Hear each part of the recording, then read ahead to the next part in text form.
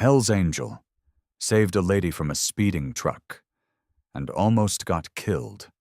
The morning sun crept over the distant hills, casting long shadows across the empty country road. Jack Mercer leaned into a curve, his motorcycle responding to the slightest shift of his weight.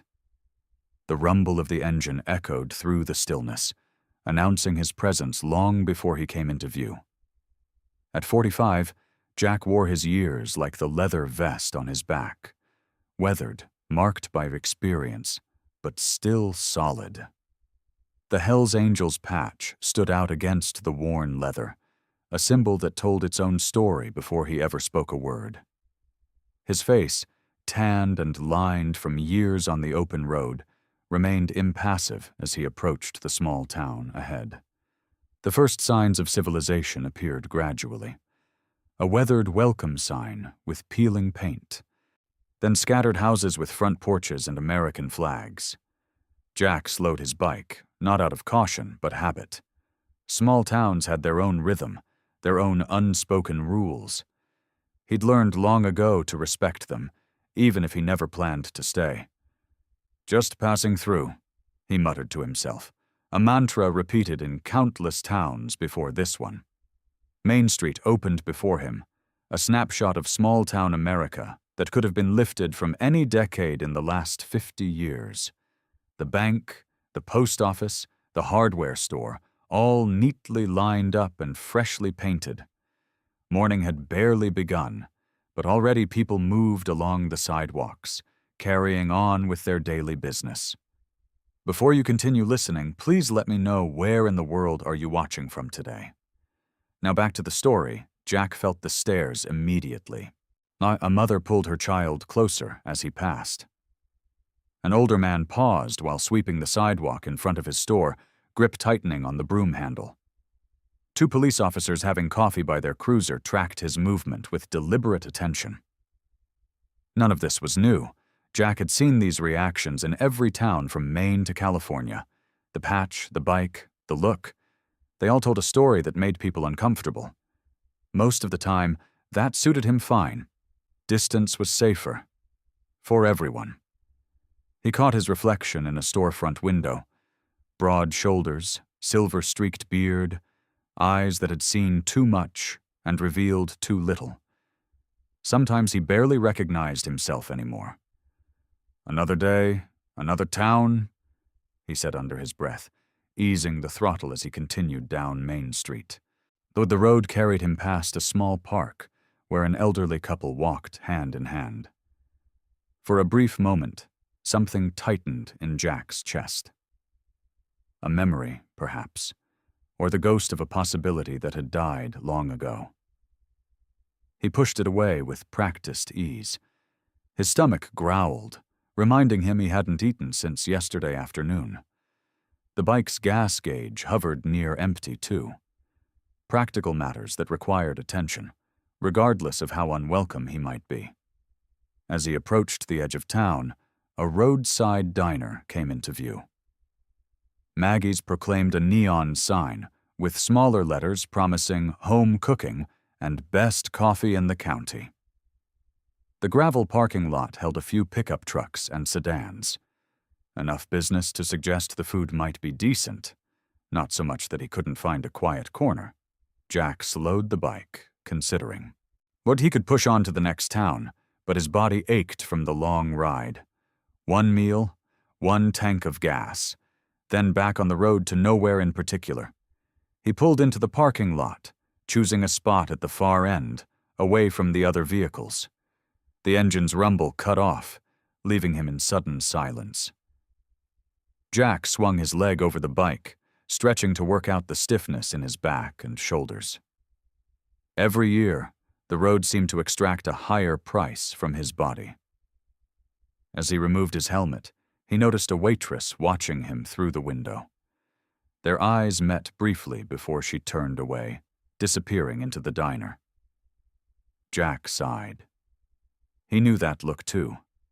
Curiosity mixed with caution. Something about this town felt different, though he couldn't place why. The air, perhaps, or some subtle current running beneath the surface.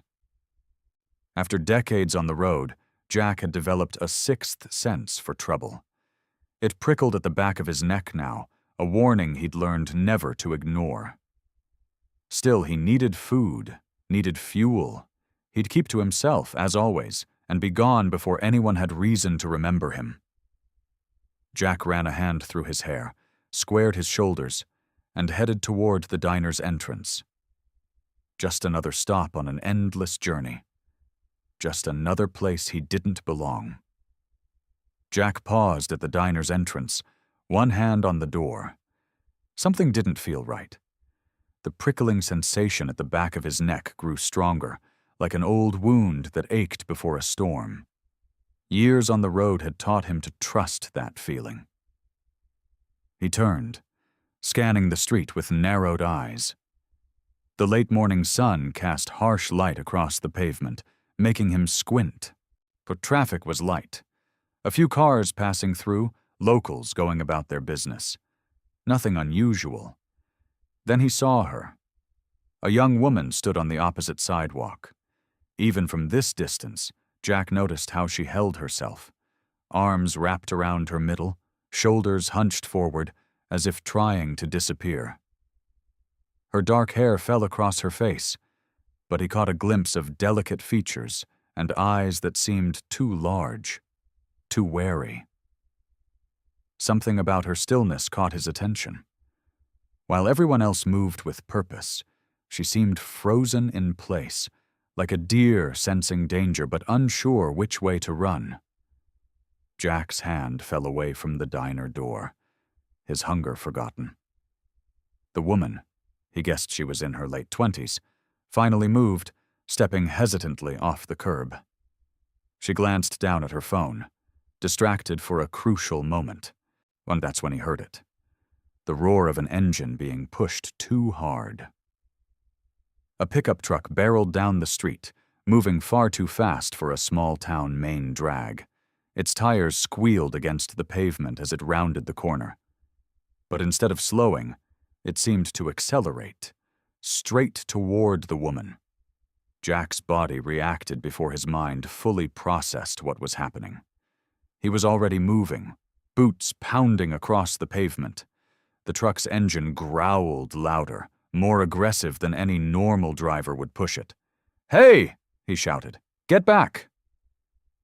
The woman looked up, first at Jack running toward her, confusion crossing her face. Then she turned toward the sound of the truck. She froze completely, not jumping back, not running forward, just standing there, deparalyzed in the middle of the street as death barreled toward her at 50 miles per hour. Time stretched and compressed all at once.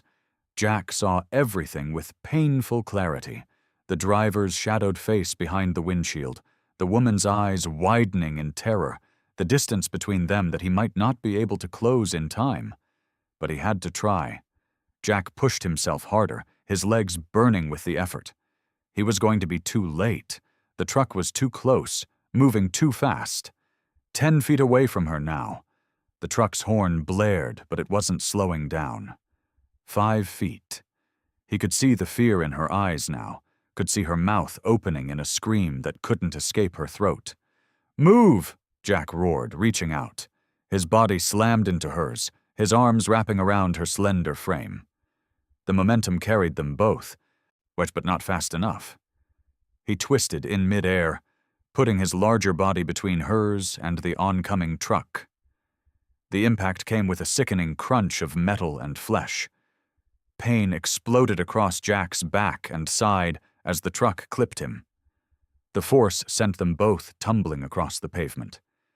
He kept his arms around her, taking the brunt of the fall as they rolled. Glass shattered. Someone screamed. The truck's brakes finally squealed as it fishtailed to a stop several yards away. Jack found himself sprawled on the asphalt, the woman half beneath him. Blood trickled into his eyes from a gash on his forehead. Every breath sent daggers of pain through his chest. Broken ribs, probably. Maybe worse. The woman stirred, looking up at him with stunned eyes. She seemed largely unharmed, scraped and bruised but alive. Her lips moved, they forming words he couldn't hear through the ringing in his ears. "You okay?" Jack managed to rasp. People were running toward them now, shouting things he couldn't make out. The world tilted strangely, colors bleeding together. He tried to push himself up, but his arms wouldn't cooperate. The pain was becoming distant, which he knew wasn't a good sign. The last thing Jack saw before darkness claimed him was the woman's face hovering above his, tears tracking clean lines through the dust on her cheeks. Her lips formed words that looked like, "Thank you." Then nothing. The world spun in chaotic fragments around Lily. Voices shouted, car doors slammed, someone was crying, maybe it was her. Everything felt distant and muffled, like she was underwater. The rough pavement scraped her palms as she crawled toward the motionless figure sprawled several feet away. The man who had come out of nowhere. The stranger who had saved her life. "Sir, can you hear me?" Her voice sounded strange to her own ears, small and shaky. Blood pooled beneath his head, bright red against the gray asphalt. His eyes remained closed, his weathered face unnaturally still. The leather vest he wore, marked with patches she didn't recognize, was torn at the shoulder, revealing a tattoo partially hidden by more blood. A woman in a waitress uniform from the diner kneeled beside her. "Don't move him, honey. Ambulance is coming." Lily's hands hovered uselessly above the man's chest, afraid to touch him. "He pushed me out of the way," she whispered. I didn't even see the truck until—" "That truck was flying," someone in the gathering crowd said. "Never even slowed down." The waitress draped her cardigan over Lily's shoulders. "You're shaking, sweetheart." Lily hadn't noticed. Her body felt disconnected from her mind as she stared at the man's face. Rough stubble covered his jaw. Lines etched the corners of his closed eyes. He looked tough. Dangerous, even. The kind of man people crossed the street to avoid. Yet he had risked everything for her.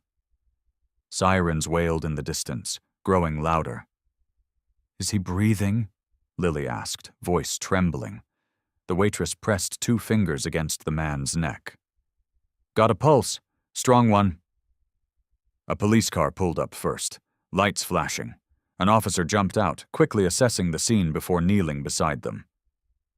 "What happened here?" he asked. We're glancing between Lily and the unconscious man. "Truck came out of nowhere," the waitress answered, before Lily could speak. "This fella pushed her out of the way, took the hit himself." The officer looked at the man more carefully, his expression changing slightly as he noticed the leather vest with its patches. Something unreadable flickered across his face. "You know him?" he asked Lily. She shook her head. "No, he saved me."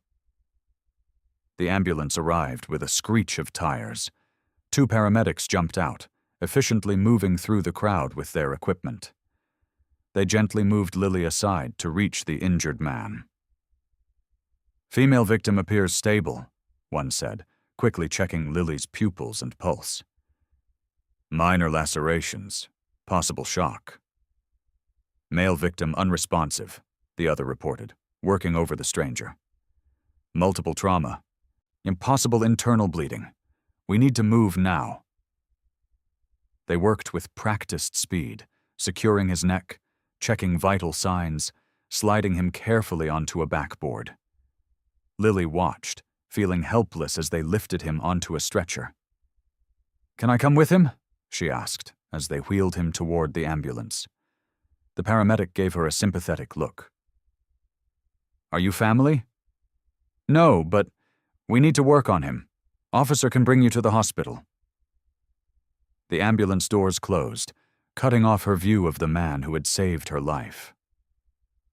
The siren wailed as it pulled away, leaving Lily standing in the aftermath of chaos. The crowd began to disperse, returning to their routines now that the excitement was over. The police officer approached her again. "Miss, I'll need to take your statement. And if you need medical attention—" "I need to go to the hospital," Lily interrupted. "Please." 20 minutes later, she sat in the waiting area of County General, a small rural hospital with beige walls and chairs that had seen better days. A nurse had cleaned and bandaged the scrapes on her hands and knees, declared her lucky, and left her alone with a paper cup of water. The clock on the wall ticked loudly in the quiet room. 1:15 p.m. Had it only been 2 hours since her world had turned upside down? A doctor in blue scrubs pushed through double doors, checking a chart as he walked.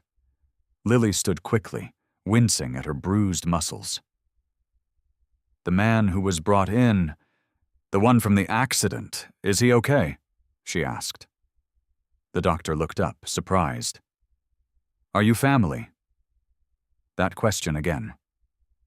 Lily shook her head. "No. He saved my life." The doctor's expression softened slightly. "He's in surgery now. Multiple fractures, internal bleeding. The next few hours will be critical."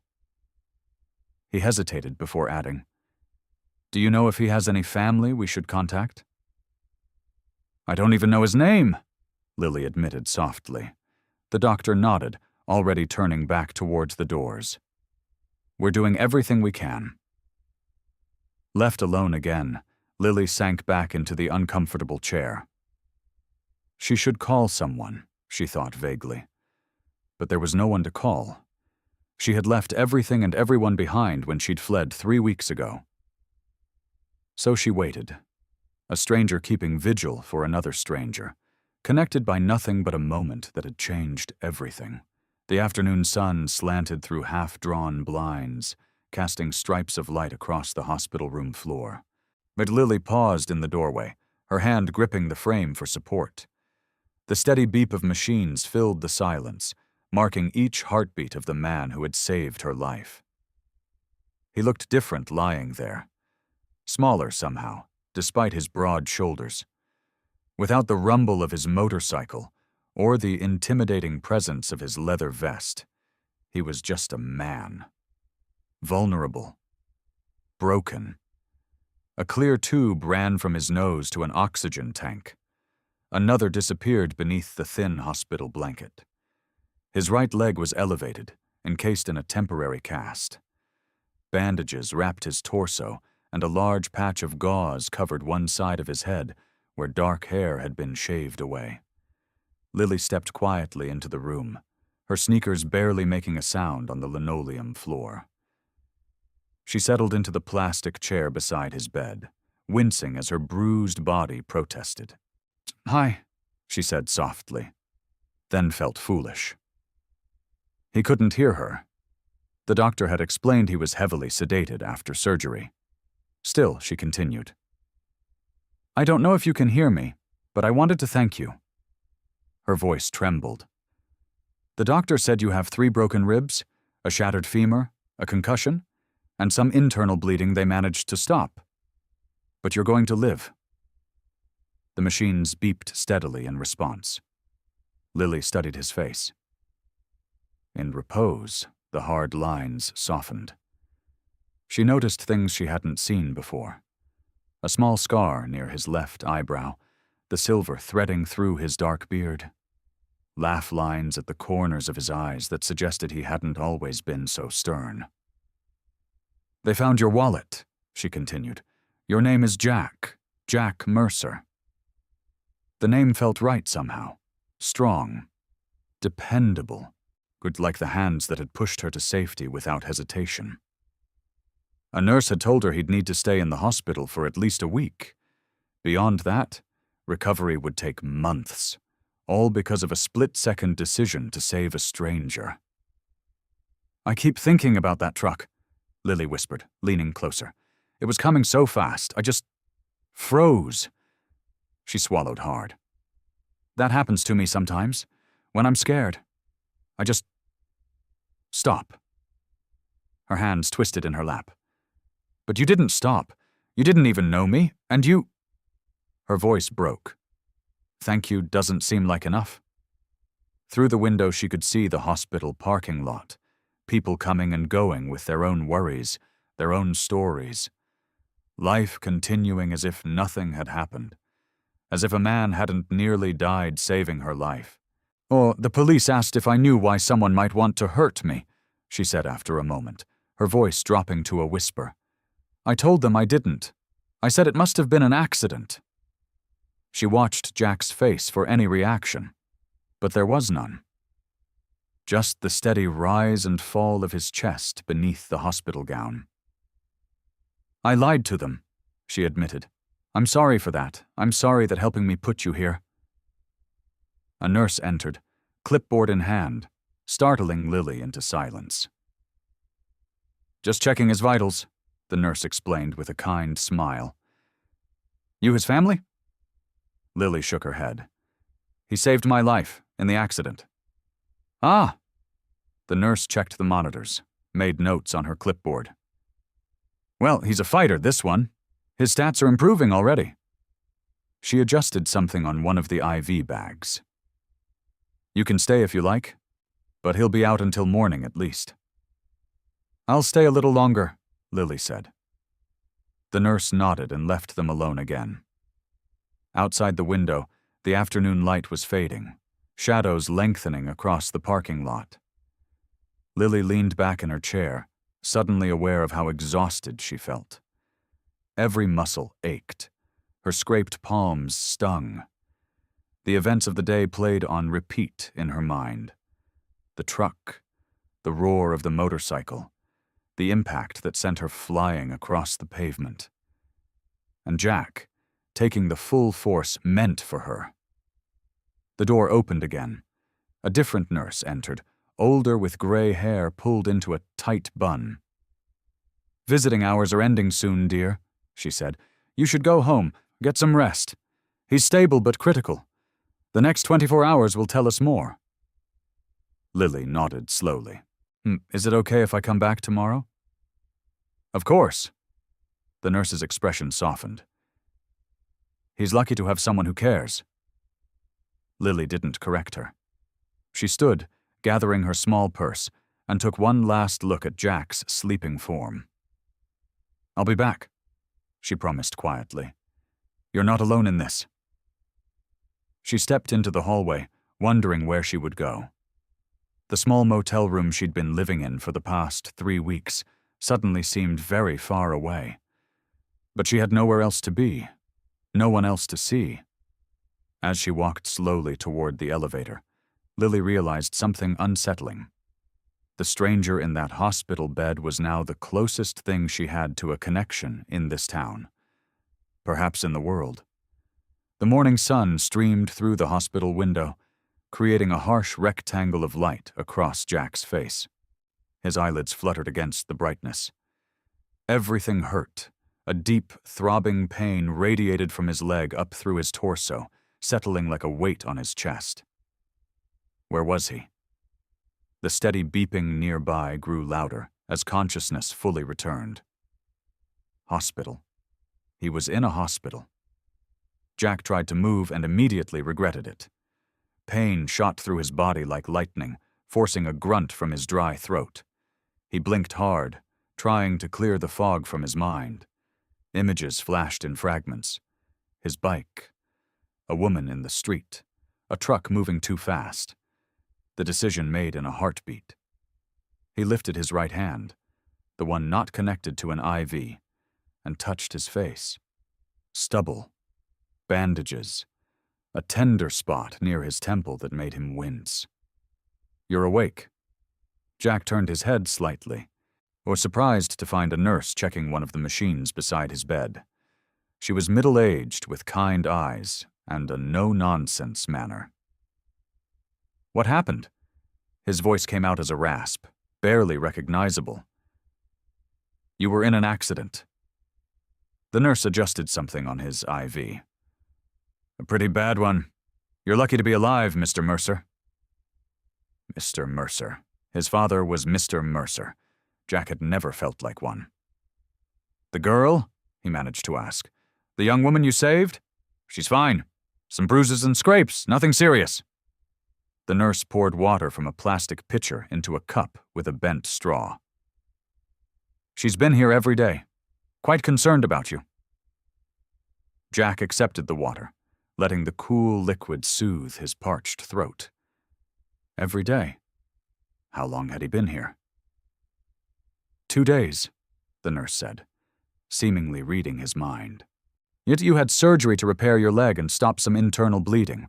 You've got 3 broken ribs, a concussion, and enough bruises to win a contest." 2 days. He'd lost 2 days. "My bike?" he asked. The nurse gave him a look that mixed sympathy with gentle scolding. "I believe it's at Thompson's garage downtown, though I'd think you'd be more worried about yourself right now." Jack closed his eyes. His bike was his home, his freedom, his only constant companion for 15 years. But the nurse was right. He was lucky to be breathing. "Dr. Willis will be in soon to check on you," she said, making a note on his chart. "And if you're up for it, you might have a visitor later. That young woman has been quite persistent."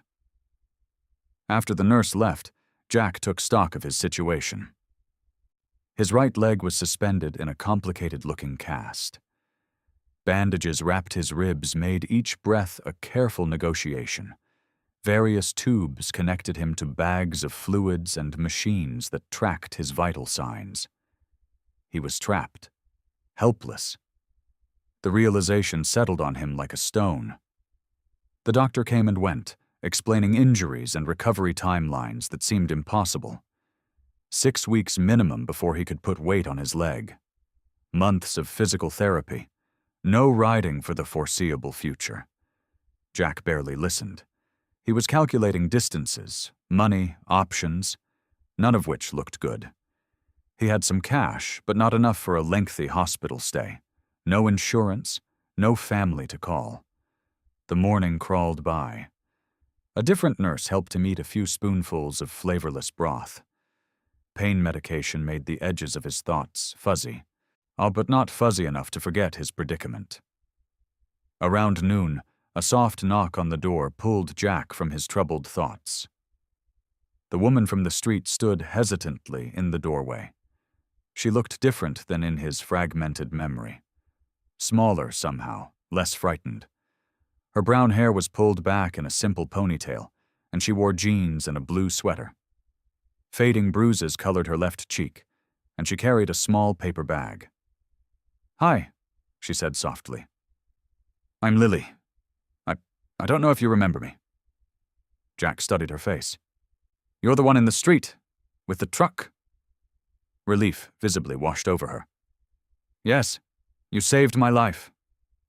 She took a tentative step into the room. "How are you feeling?" "Like I got hit by a truck?" The joke fell flat, but a ghost of a smile crossed her face anyway. "The nurse said I could visit for a few minutes." She held up the paper bag. "I brought you something. Just a sandwich from the diner across the street. Hospital food is pretty awful." Jack stared at her, unsure how to respond to this unexpected kindness. People didn't bring him things. They didn't visit him in hospitals. They definitely didn't look at him with that mix of gratitude and concern. "Thanks," he finally managed. "You didn't have to do that." The afternoon sun slanted through the hospital blinds, casting narrow stripes across Jack's bed. The sandwich Lily had brought sat half-eaten on the tray beside him, the first real food he'd managed since waking up. His body still ached with every breath, but the edge had dulled somewhat with medication and time. The door to his room opened again, and Lily slipped back in, carrying 2 paper cups of coffee.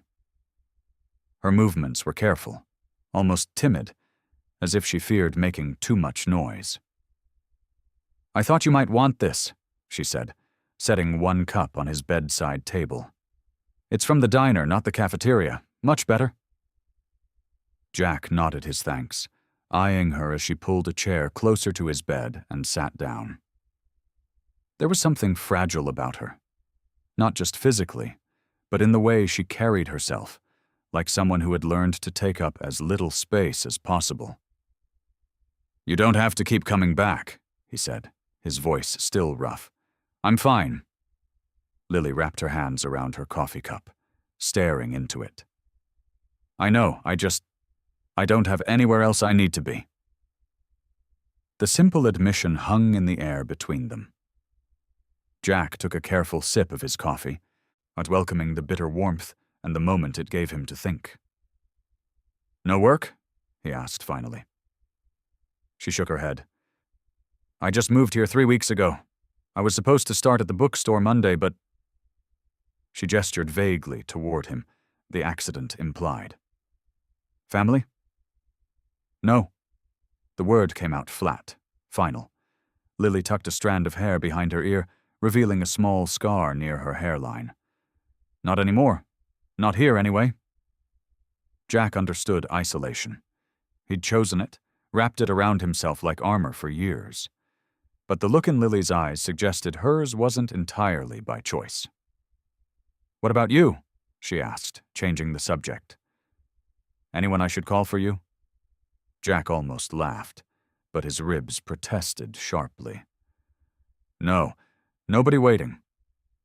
A nurse bustled in to check his vitals, breaking the moment of shared solitude. Lily stood, but stepping back to give the woman room to work. Jack noticed how she seemed to make herself smaller in the nurse's presence, shoulders hunched slightly, eyes down.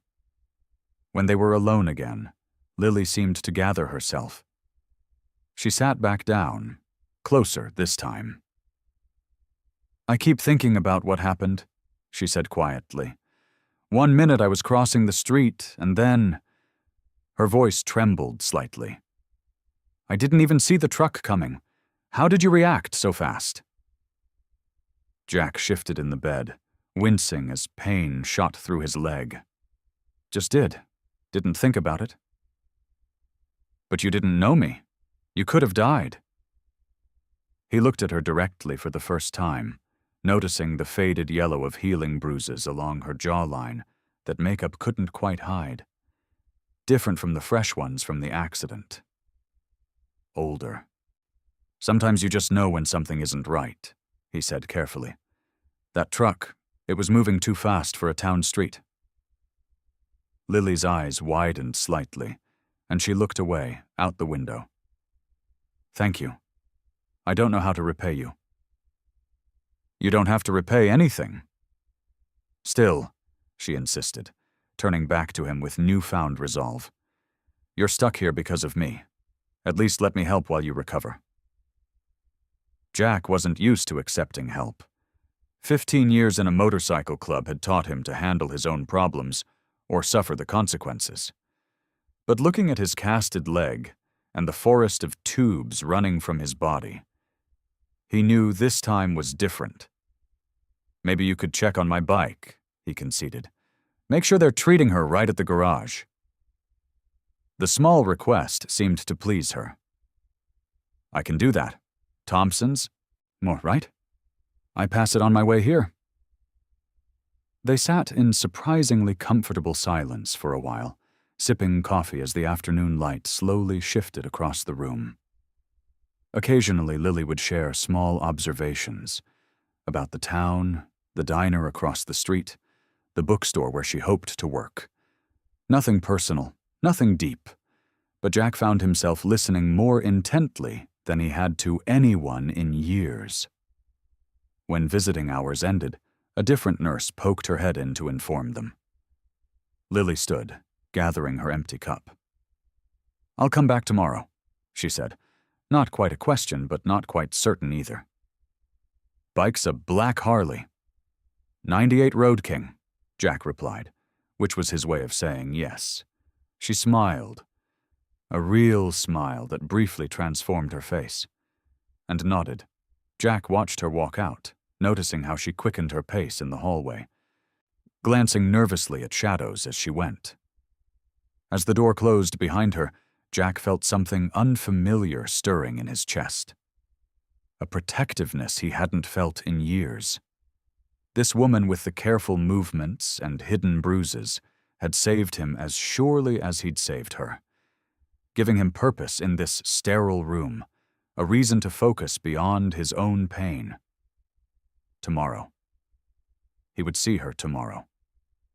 Morning sunlight streamed through the hospital window, painting Jack's room in warm, golden tones. The night had been rough. Pain medication wearing off at 3 a.m. had left him staring at the ceiling, thoughts spinning. Now he sat propped up against pillows, flipping mindlessly through channels on the small, wall-mounted TV. A knock on the door pulled his attention away from a game show rerun. "Yeah?" he called out. And the door swung open to reveal a stocky man in oil-stained coveralls. Gray hair poked out from under a worn baseball cap emblazoned with Thompson's Auto and Cycle. "You the biker?" the man asked, stepping into the room. Jack nodded, hitting the mute button on the remote. "Jack Mercer. Pete Thompson." The mechanic approached the bed, extending a calloused hand. "Your girl came by yesterday about your bike." "Not my girl," Jack corrected automatically. "Just someone I helped out." Pete raised an eyebrow but didn't comment. "Well, whoever she is, she was plenty worried about your Harley." He pulled up the visitor chair. "Figured I'd stop by, give you the damage report myself." "How bad?" "Could have been worse. Frame's intact. Tanks dented but not punctured. Handlebars are shot, and you'll need a new front wheel, forks, and headlight assembly." Pete counted off the damages on thick fingers. "Nothing that can't be fixed, though. 2 weeks, maybe 3? Jack nodded, relieved. That bike had been his only constant companion for 15 years. "Thanks for stopping by," he said. "Most shops wouldn't bother." Pete shrugged. "Small town. Besides, what you did?" He paused, his expression changing. "That's actually the other reason I came. I was across the street when it happened." Jack felt a sudden alertness, pain momentarily forgotten. "You saw it?" "Every second." Pete leaned forward, lowering his voice though they were alone. "Something's been bothering me since. That truck, it wasn't just going too fast. It sped up." Jack's jaw tightened. "You sure?" "Been fixing engines 40 years. I know acceleration when I see it." Pete tapped his temple. "So, driver gunned it right when that girl stepped into the street. Wasn't no accident." The room seemed to grow colder despite the sunshine. Jack had felt it in his gut, in that split second before impact. Something deliberate in the truck's movement. Hearing it confirmed made his blood run cold. "Police say anything about it?" Jack asked. Pete snorted. "Sheriff took statements, but he's calling it a hit and run. Driver probably drunk or texting, he says." The mechanic shook his head. "I told him what I saw. Not sure he believed me." "Description of the driver?" "Baseball cap pulled low. Sunglasses. Nothing useful." Pete stood, adjusting his cap. "Just thought you should know. Whatever you stepped into by helping that girl." He left the sentence hanging.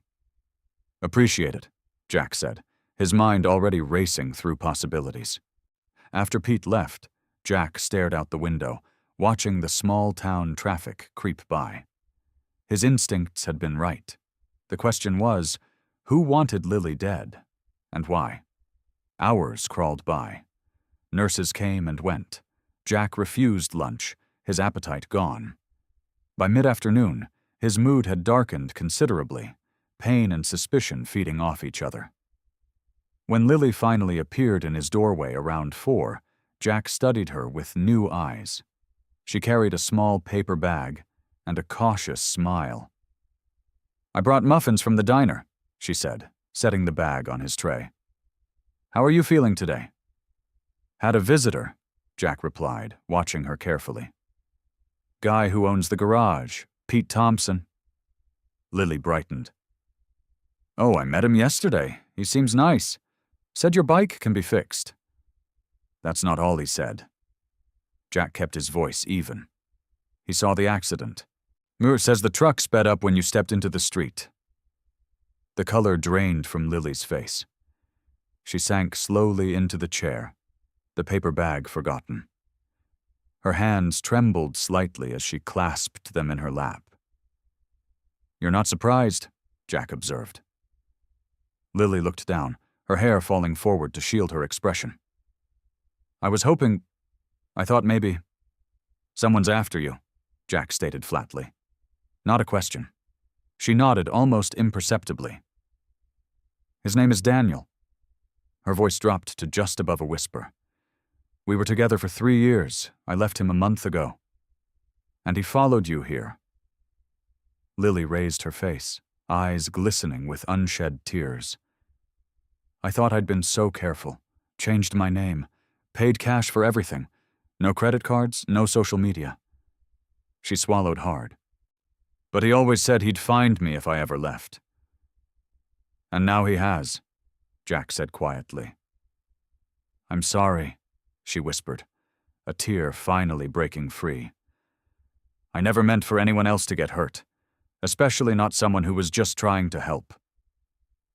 Jack looked at her, really looked, seeing beyond the timid exterior to the exhaustion and fear beneath. The fading bruises along her jawline made terrible sense now. This changes things, he said simply. Morning light filtered through the blinds as Dr. Mason reviewed Jack's chart, his expression serious behind wire-rimmed glasses. Your injuries are stabilizing, Mr. Mercer, but they're still significant, he explained. 3 broken ribs, a fractured femur, internal bruising. You need proper rest and ongoing care. Jack shifted uncomfortably in the hospital bed. Or his body felt like one massive bruise, pain shooting through him with each breath. So what's the plan? He asked. Dr. Mason clicked his pen. I'd recommend transfer to a rehabilitation facility in Portland. They have specialists who can manage your recovery properly. Not happening, Jack said flatly. The doctor frowned.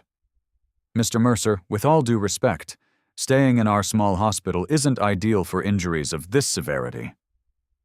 Then release me. That would be against medical advice. You can barely walk. Jack leveled his gaze at the doctor. I appreciate your concern, but I'm not leaving this town. Dr. Mason sighed, removing his glasses to rub the bridge of his nose. May I ask why? You told the nurses you were just passing through. Are no connections here? Jack's thoughts flashed to Lily, to her trembling hands and the fading bruises along her jawline, to Pete's words about the truck deliberately accelerating. I've got unfinished business, he said simply. The doctor studied him for a long moment, then nodded reluctantly. I can't force you to transfer, but you'll need to sign an AMA form if you insist on being discharged. Fine. When can I leave? Tomorrow at the earliest, Dr. Mason replied, replacing his glasses. And you'll need help. Someone to assist you. Jack nodded, though he had no idea who that someone might be.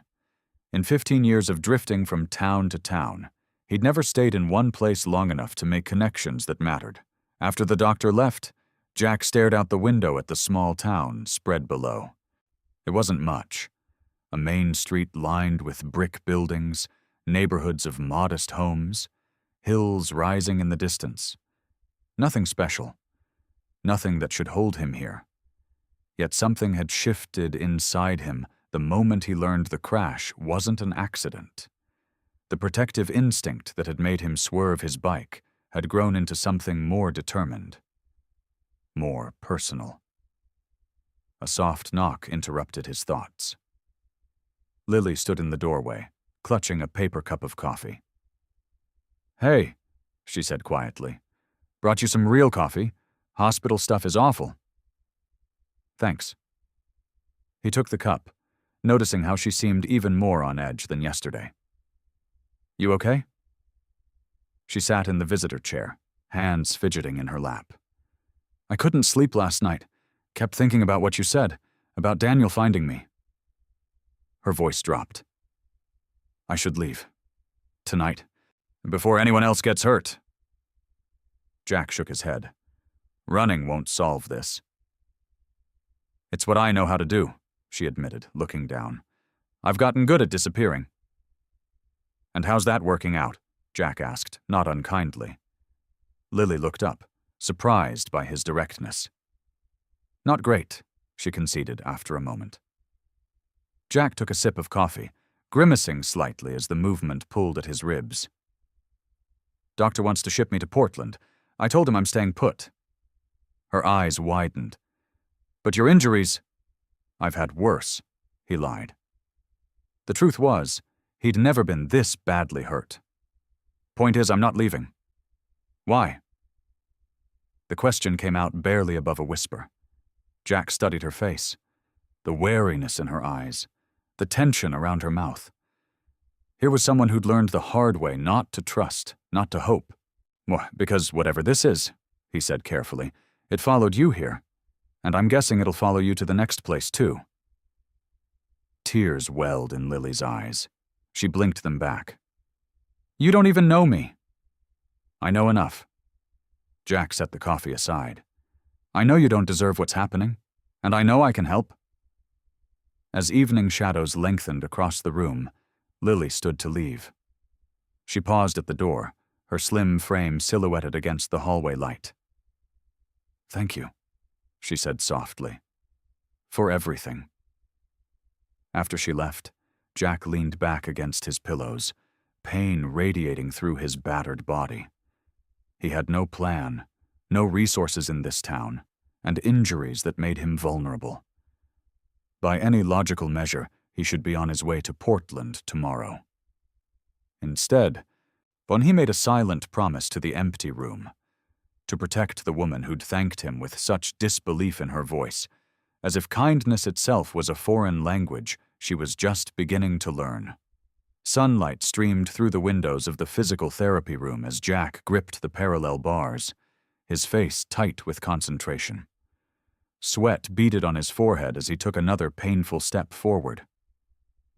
"That's it," encouraged Melissa, the physical therapist. "Just 3 more steps to the end." Jack grunted, his knuckles white against the metal bars. His fractured leg protested with each movement, but he refused to give in to the pain. 3 more agonizing steps later, he reached the end and exhaled heavily. "You're making good progress for someone who was hit by a truck 3 days ago," Melissa said, making notes on her clipboard. "Not fast enough," Jack muttered, lowering himself into the wheelchair beside the bars. From the doorway, a soft voice called, "That looked really good." Jack turned to see Lily standing there, a hesitant smile on her face. She wore the same faded jeans and oversized sweater she'd had on yesterday, her blonde hair pulled back in a simple ponytail. "It's about as graceful as a drunk bear," Jack replied, wiping his brow with the back of his hand. Melissa smiled. "We're done for today. Same time tomorrow, Mr. Mercer?" Jack nodded, and Melissa left them alone in the sunlit room. "The nurse said I could find you here," Lily explained, stepping inside. "I wanted to see how you're doing." Jack wheeled himself towards the window, looking out at the small town below. "Doctor says I can leave tomorrow if I have somewhere to stay, and somewhere with no stairs." Lily bit her lower lip. I've been staying at the Pinewood Motel. It's all ground floor rooms." "Fancy," Jack said with a hint of a smile. "Hardly, but it's clean." She paused. "There's a vacancy next to mine." Jack studied her face, noting the dark circles under her eyes. "You're not sleeping." She shrugged. "I keep thinking I see Daniel's truck everywhere." "Have you left the motel at all since the accident?" Lily shook her head. "I've been taking the back path to the hospital, staying off main streets." Jack wheeled himself closer to her. "That's no way to live, Lily." It's safer. It's hiding, he countered gently, and it gives him exactly what he wants. Control over where you go, what you do. Lily's eyes widened slightly at his directness. You don't understand. And he's dangerous. So am I, Jack said quietly. But running scared isn't the answer. Small steps toward taking your life back, that's how you start. Lily folded her arms across her chest. What kind of small steps? Jack gestured toward the window. See that diner across from the town square? She nodded. They're hiring. I saw the sign when I rode in. I can't work there, Lily protested. It's right in the middle of town. Anyone could see me. That's the point, Jack said. Living your life out in the open instead of in shadows, surrounded by people instead of hiding alone. Lily stared out the window, conflict evident on her face. Tell you what, Jack continued. Walk there today. Just walk in, ask about the job, and walk back. Broad daylight, Main Street. That's not small, she whispered. That's terrifying. Jack's expression softened. I know, but you can do it. And when you do, you'll feel stronger. What if... I'll have Pete watching from his garage across the street, Jack assured her. He owes me a favor. Hours later, Lily stood at the edge of the town square, her heart hammering in her chest.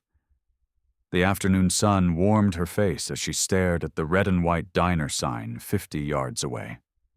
Every instinct screamed at her to turn around, to retreat to the safety of her motel room. But Jack's words echoed in her mind. Small steps toward taking your life back. She took a deep breath and stepped onto the sidewalk, one foot in front of the other. Her gaze darted around, checking every parked car, every passing face. The distance to the diner seemed to stretch impossibly far. Halfway there, a panic fluttered in her chest. A blue pickup truck turned onto the street, and she froze.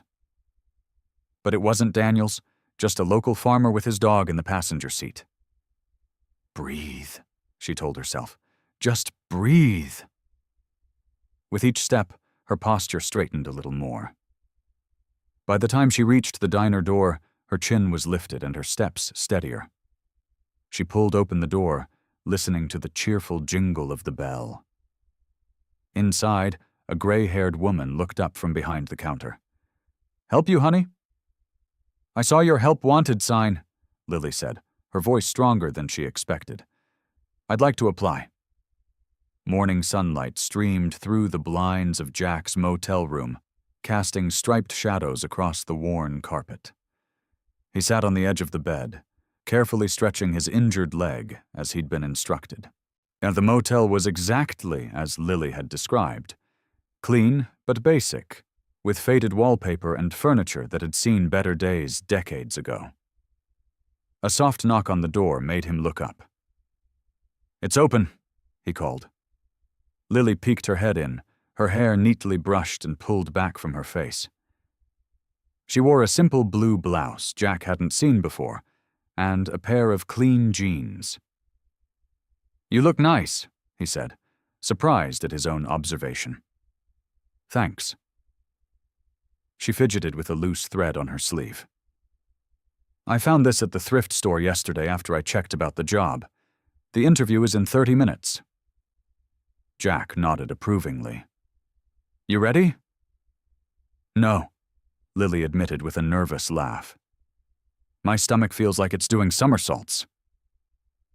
Jack reached for his cane and slowly stood. That's good. It means you care. What if they don't like me? Her voice was small, uncertain. They will. Jack's tone left no room for argument. You walked in there yesterday when you were scared. That took guts.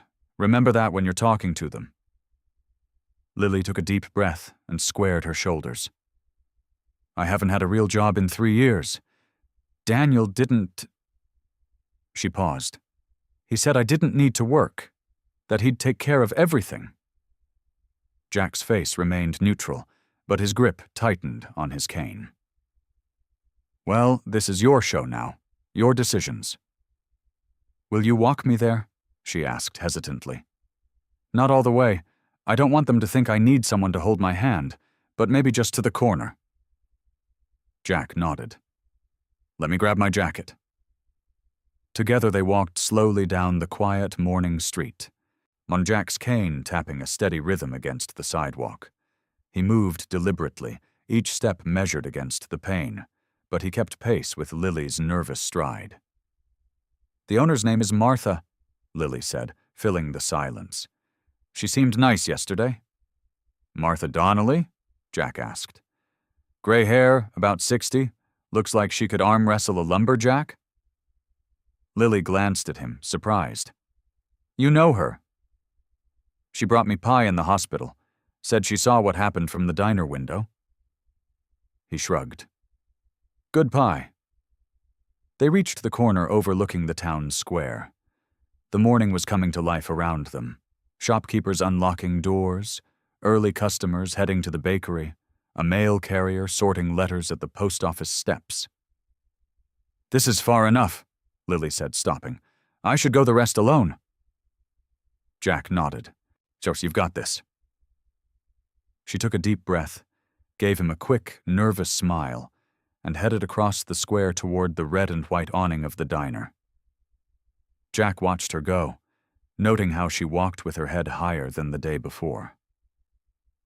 Hours later, Jack sat on the small concrete stoop outside his motel room, watching the sunset paint the sky in vibrant oranges and pinks. He'd spent most of the day resting his leg and flipping through an old car magazine left by a previous guest. The sound of quick footsteps made him look up. Lily was hurrying toward him, her face flushed with excitement. "I got it," she announced before she even reached him. "Martha hired me on the spot." Jack's weathered face broke into a genuine smile. "Told you." "I start tomorrow, 6 to 2, morning shift." She sat down beside him on the stoop, with her eyes bright with achievement. "She said I seemed like good people." "Smart woman," Jack said quietly. They sat in comfortable silence for a moment, watching as the last sliver of sun disappeared behind the distant mountains. "Thank you," Lily finally said, "for believing I could do this." Jack shrugged. "All I did was state facts. You're the one who walked through that door." Lily smiled, looking out at the deepening twilight. For the first time since he'd met her, her shoulders weren't hunched with tension. "It's just a waitressing job, but it feels like a beginning," Jack finished for her.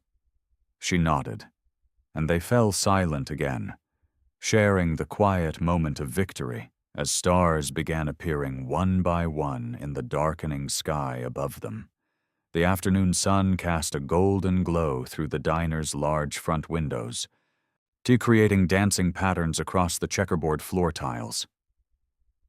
Jack pushed open the glass door, the small bell above jingling to announce his arrival. The familiar scent of coffee and fried food wrapped around him like an old friend. The diner was half full. A couple of older men hunched over newspapers at the counter, a family with 2 young children in a corner booth, and a few locals scattered throughout. Jack spotted Lily immediately.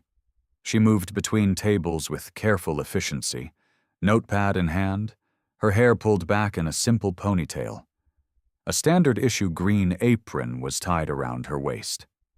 She hadn't noticed him yet, focused instead on getting an order right for an elderly couple by the window.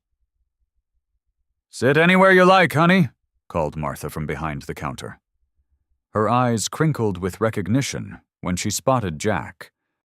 "Well, look what the cat dragged in." Jack nodded politely and made his way to a small table near the window, leaning heavily on his cane. The walk from the motel had taken longer than he'd expected, his leg protesting with each step. He eased himself into the chair with a barely concealed wince. When Lily turned and saw him, Surprise flickered across her face, followed by a genuine smile that transformed her features. She finished with her customers before making her way to his table. "What are you doing here?" she asked, pulling out her order pad. "Figured I'd see if the coffee's any good," Jack said, his gruff tone belied by the softness in his eyes. "It's terrible," she whispered with mock seriousness. "But Martha makes the best apple pie you've ever tasted." "Then I'll have both." Lily nodded and headed towards the kitchen. Jack watched as she chatted briefly with Martha, who glanced his way with an approving nod. The diner had a comfortable, lived-in feel. Not fancy, but clean and warm. Photos of local landmarks lined the walls, interspersed with newspaper clippings and old license plates. It was the kind of place where everyone knew everyone, except him.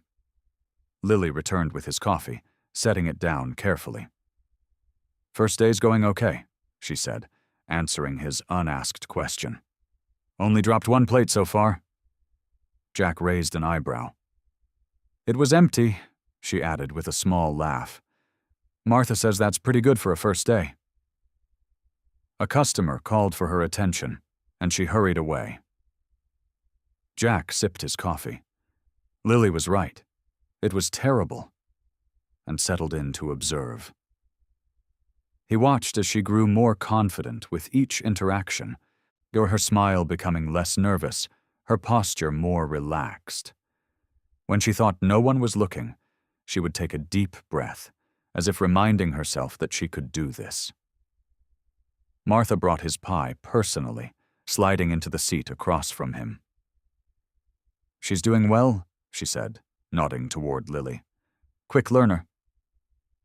Jack nodded, cutting into the golden crust with his fork. "I know what you did for her," Martha continued, her voice lower. "Not just the accident, helping her get back on her feet."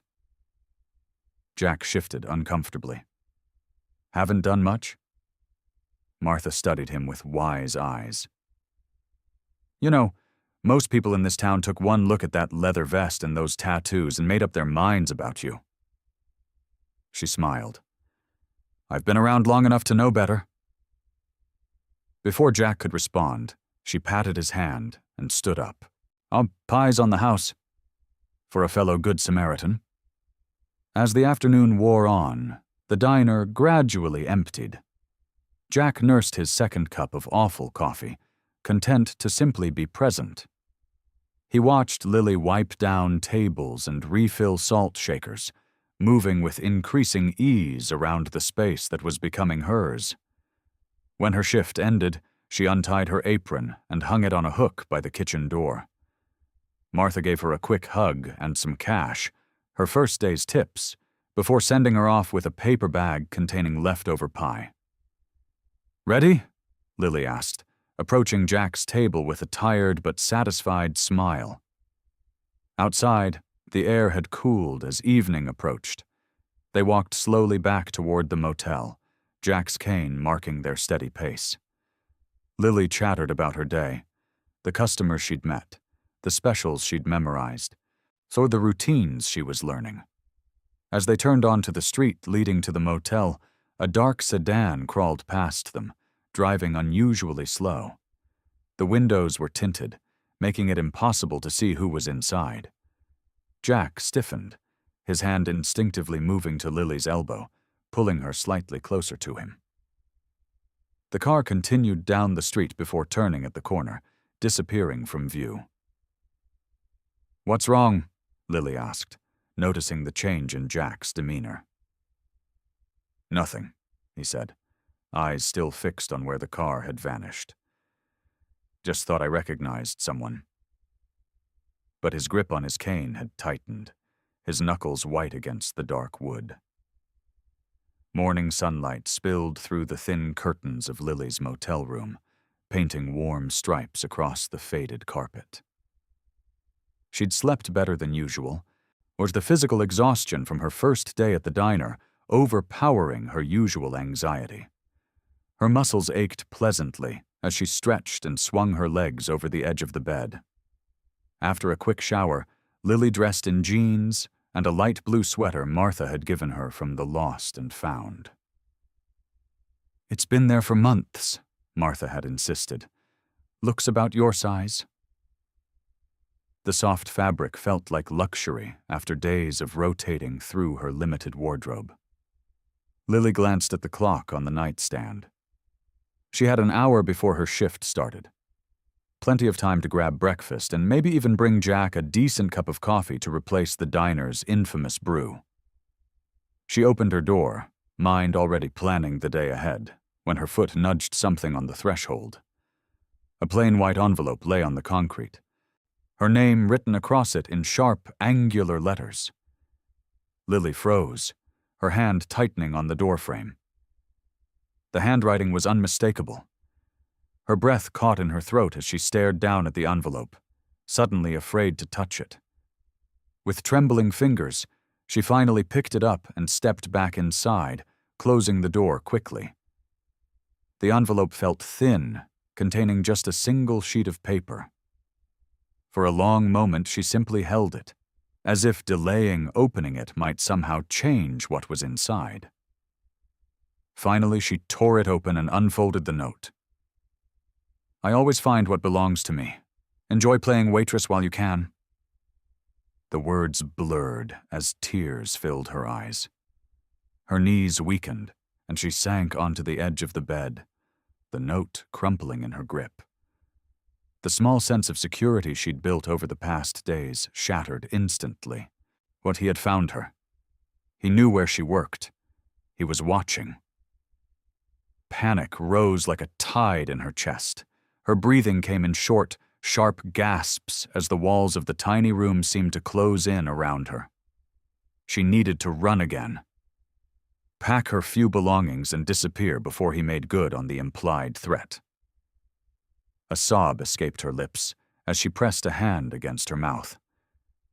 The life she'd just begun to build here, the job, the small connections, the first hints of independence, all of it had to be abandoned.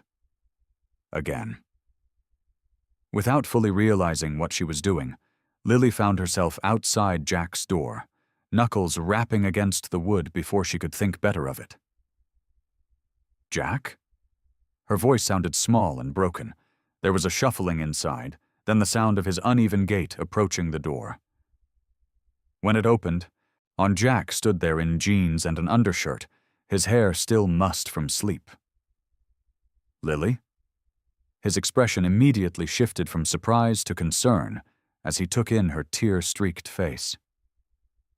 "He found me," she whispered, holding out the crumpled note with a shaking hand. Jack took it, his eyes scanning the brief message. His jaw tightened, a muscle working in his cheek. Without a word, he stepped aside, gesturing for her to come in. His room was sparse but neat. The bed was half-made, and a worn duffel bag sat in the corner. A motorcycle jacket hung over the back of the single chair. "I have to leave," Lily said, pacing the small space. "He knows I'm here. He knows I work at the diner. I can't—" Her voice broke. "I can't stay." "Sit down," Jack said quietly, pointing to the edge of the bed. His voice was calm but firm. Lily obeyed, was sinking onto the mattress. Her hands wouldn't stop shaking. Jack sat in the chair across from her, leaning forward with his forearms on his knees. The crumpled note lay between them on the floor like a poisonous thing. "Listen to me," he said, his deep voice steady. "This is exactly what he wants, to scare you, to control you, to keep you running." "You don't understand," Lily whispered. "You don't know what he's capable of." "I've known men like him my whole life," Jack replied. "Bullies who prey on fear." He reached out slowly and covered her trembling hands with one of his. The gesture was gentle but grounding. "Lily," he said, making sure she met his eyes. "You are not alone anymore. Do you understand me? You are not alone." In the fading evening light, his weathered face was set with determination, his eyes holding a promise that needed no words. Lily felt the panic inside her subside just enough to breathe. "You are not alone," Jack repeated firmly. "And you're not running. Not this time." Night had fallen outside Jack's motel room, shadows stretching across the walls. The single lamp cast a warm glow that couldn't quite chase away the chill that had settled over Lily since finding the note. She sat curled in the chair now, a mug of tea clutched between her hands. Jack had insisted on making it for her, moving around the small room with careful steps, his cane propped against the wall. "You should eat something," he said, offering her a package of crackers from his small stash of supplies. Lily shook her head. "I'm not hungry." Jack settled on the edge of the bed, wincing slightly as he adjusted his position, but the silence between them stretched, filled only by the occasional hum of a passing car outside. "His name is Robert," Lily finally said, her voice so quiet Jack had to lean forward to hear her. "Robert Caldwell. I met him 3 years ago at a fundraiser. He seemed perfect at first, charming, successful. Everyone respected him." She stared into her tea, watching the steam rise in thin curls. "He owns half the businesses in my hometown. His family has money, connections. People look up to him." A bitter smile crossed her lips. "They don't see what happens behind closed doors." Jack remained silent, giving her space to continue. "It started small. Comments about my clothes, suggestions about who I should be friends with. Then it was checking my phone, getting angry when I was late coming home." She took a shaky breath. "Before I knew it, I had no friends, no job. I couldn't even call my mom without him listening in." Her fingers tightened around the mug. "When Mom died last year, he didn't even let me attend the funeral alone. Said I was too emotional, too fragile." He stood right beside me, his hand on my back, smiling at everyone. They all thought he was being supportive. A tear slipped down her cheek. "That night, I found out he'd convinced Mom to change her will before she died. Everything she left me, the little house, her savings, it all went into accounts he controlled." Jack's jaw tightened, but he remained silent, letting her speak. "The last time," Lily continued, her voice breaking, "he threw me against the wall because I'd spoken to our neighbor for too long. Said I was embarrassing him. When I woke up the next morning, he was making breakfast like nothing had happened. That's when I knew I had to leave." She looked up at Jack, her eyes filled with fear. "He has friends everywhere, police, lawyers. That's why the truck. That's why nobody questioned it." Jack shifted forward, his expression grave. "Did you report him? Before you left?" Lily let out a hollow laugh. "To who? His golf buddy the sheriff? His cousin the district attorney?" She shook her head. "I just ran. Took what cash I could find and disappeared in the middle of the night." Jack nodded slowly, understanding. "He'll never stop looking," she whispered. "The note proves it. I thought this town was far enough, small enough. But he found me anyway." "Listen to me," Jack said, his voice low and firm. "Men like that, they count on fear. They feed on it. It makes them feel powerful." He reached for his cane and stood up, moving to the window to peek through the blinds at the quiet parking lot outside.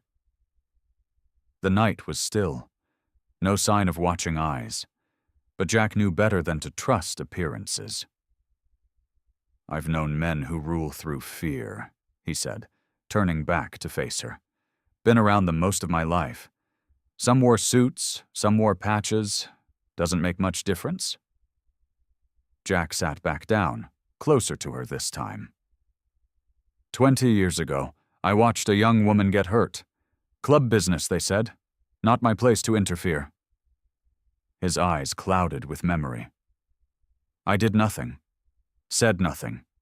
and I've carried that weight ever since." He looked directly at Lily, his weathered face solemn in the lamplight. "I've made a lot of mistakes in my life, looked the other way too many times. But not this time. Lily, not with you." The conviction in his voice wrapped around her like a shield. For the first time since finding the note, Lily felt the knot in her chest loosen just a little. "I don't know how to fight him," she admitted quietly. "You don't have to know," Jack replied. "Not yet, but you're not facing him alone anymore." The following afternoon, Lily wiped down tables at the diner, her movements automatic as her mind wandered. Through the large front window, she spotted Jack sitting on a bench across the street. He had taken to watching over the diner during her shifts, pretending it was just a coincidence or claiming he needed fresh air. Today, he sat with his cane propped beside him, his face turned toward the sun. Something about his profile caught her attention.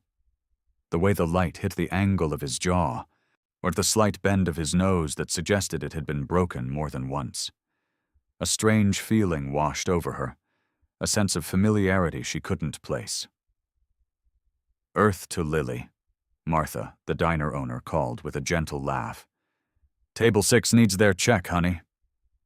"Sorry," Lily said, blinking back to the present. She delivered the check to the elderly couple at table 6, but her eyes kept drifting back to Jack outside. When her break came, she brought 2 cups of coffee outside and sat beside him on the bench. "Thought you might want this," she said, offering him a cup. Jack accepted with a nod. "Thanks. How's work?" "Good." Lily studied his face openly now, tilting her head slightly. Jack shifted under her gaze. "Something wrong?" "I can't shake this feeling that I've seen you before," she admitted. "Before the accident? I mean..." A flicker of something, surprise, maybe confusion, crossed his face. "Don't think so. I would have remembered you." "Maybe," she murmured, unconvinced. She sipped her coffee slowly. "It's strange, like when you hear a song and know you've heard it before, but can't remember where." Jack cleared his throat. "Probably just one of those faces."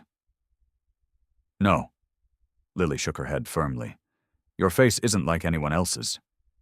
She blushed slightly at her own words. "I mean..." "I know what you mean," he said, the corner of his mouth lifting in that almost smile she was beginning to recognize. They sat in comfortable silence until Lily's break ended. As she returned to work, the nagging feeling stayed with her, like a word on the tip of her tongue that refused to form. Later that evening, Lily unlocked the door to her small rented room. After the note appeared, Jack had insisted on walking her home each night, waiting outside until she was safely inside. Tonight had been no different. She glanced out the window and saw him making his way back to the motel, leaning on his cane, his silhouette unmistakable under the street lamps. That same feeling of recognition tugged at her again. With sudden determination, Lily knelt beside her bed and pulled out the small suitcase that held everything she'd managed to take when she fled Robert. On top lay a worn envelope containing the few photos she'd grabbed from her mother's house. She emptied the contents onto her bed, spreading the photos out like playing cards. Her mother smiling in front of their old house. A childhood birthday party. Her high school graduation with her mother's arm around her shoulders. And then she saw it, a faded Polaroid she'd almost forgotten about. Her fingers trembled slightly as she picked it up. The photo showed her mother, much younger, standing beside a broken-down car on the side of a highway. She was visibly pregnant. Lily realized with a start that she must be carrying her in this photo. But it wasn't her mother that caught her attention now.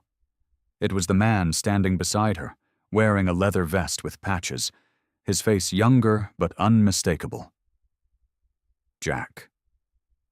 Lily turned the photo over.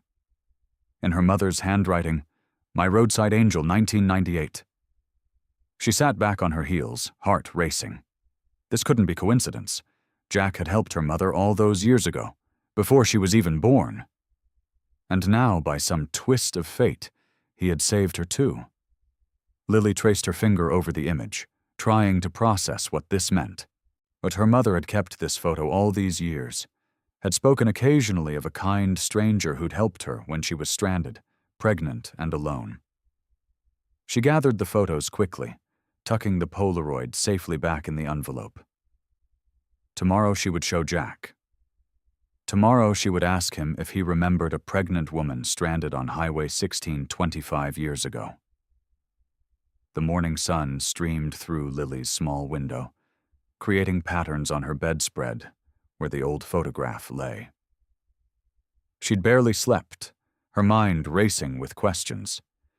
The image showed her mother, round with pregnancy, standing next to a broken-down car, and beside her stood a younger version of Jack. Same stance, same eyes, though with fewer lines etched around them. Lily picked up the photograph again, studying it closely. His leather vest was visible, though the patches weren't clear in the faded image. Her mother looked tired but relieved, one hand on her pregnant belly, the other giving a small wave to whoever held the camera. "My roadside angel," her mother had written on the back. Lily ran her fingers over the familiar handwriting, remembering how her mother would occasionally mention the kind stranger who'd stopped when no one else would. "When you were still in my belly," her mother used to say, "a guardian angel on a motorcycle made sure we got home safe." Lily had always thought it was just a nice story, the kind mothers tell their children to make the world seem less scary. But here was proof. Jack had crossed paths with her family long before the accident. She carefully tucked the photo into her purse and got ready for her morning shift at the diner. But the whole time she worked, she felt the photo's presence, like it was burning a hole through her bag. Martha noticed her distraction. "Everything okay, honey?" the older woman asked, refilling coffee mugs at the counter. "Just thinking about something," Lily replied, forcing a smile. "Something important I need to do later." When her shift ended at 2 o'clock, Lily found Jack sitting at his usual spot across the street. He'd been there most mornings lately, watching over her in his quiet way. Today he was eating an apple, looking more relaxed than she'd seen him before. "Hey," she said, approaching slowly. Her heart pounded in her chest. "Can we talk?" Jack studied her face, concern immediately replacing his relaxed expression. "Something wrong?" "No, not wrong exactly." Lily sat beside him on the bench. "Just strange." She pulled out the photograph and held it for a moment, suddenly nervous. What if he didn't remember? What if this connection she felt was just wishful thinking? "I found this last night," she finally said, handing him the photograph. "It's my mother." Jack took the picture carefully, his rough fingers gentle with the delicate paper. His forehead creased as he studied it. The apple remained forgotten in his other hand. "That's you, isn't it?" Lily asked quietly. "With my mother?" Jack stared at the image, his expression unreadable. He looked from the pregnant woman to the biker standing beside her, then back to Lily. "Where did you get this?" His voice was low, guarded. "It was my mother's. She kept it all these years." Lily leaned closer, trying to read his reaction. "Do you remember her?" "Highway 16? About 25 years ago? Her car broke down. She was alone, pregnant with me." Jack's eyes narrowed as he seemed to search his memory. He handed the photo back to Lily, his movements slow and deliberate. "I've helped a lot of stranded folks over the years," he said carefully. "Highways, back roads, just what you do when you see someone in trouble." "But this was you, wasn't it?" Lily pressed. My mother called you her roadside angel. She told me that story growing up, how a kind biker stopped when no one else would. Jack ran a hand over his beard, his eyes distant. Could have been. Face looks familiar, but... He shook his head. 25 years is a long time. It can't be a coincidence, Lily said, her voice rising slightly. That you helped my mother back then? And now you've saved me too? The confusion in Jack's eyes was genuine. He looked at the photo again, then at Lily's hopeful face. Life's full of strange turns, he finally said, but I honestly don't remember clearly. I'm sorry. Lily tucked the photo away, disappointed but not ready to give up. My mother's name was Sarah Thompson. Does that ring any bells? Jack thought for a long moment, the name hanging in the air between them. Maybe, he admitted finally. There's something, but it's like trying to catch smoke. He tapped his fingers against his knee, frustration evident in his face. I wish I could tell you more. The sun began its slow descent, painting the town in soft oranges and pinks. Lily sat beside Jack on the bench, or the photograph between them like a bridge connecting their lives in ways neither had imagined. My mother talked about you sometimes, Lily said softly. Not by name, of course, just as her roadside angel. She smiled at the memory. I was due any day. Her car broke down miles from anywhere. Cell phones weren't common then. Jack stared at the photo again, his weathered fingers tracing the outline of the younger version of himself. Something flickered in his eyes, a distant memory trying to surface. She said 3 cars passed her by, Lily continued. Then a motorcycle stopped, a big man with a leather vest who didn't say much but stayed with her until help came. Jack closed his eyes. The memory was hazy, but certain details were coming back. A pregnant woman. The look of relief on her face when he pulled over, on the way she'd clutched her belly protectively. It was raining, he said suddenly, opening his eyes. Not heavy, but steady. She had a blue car. Old Chevy, I think.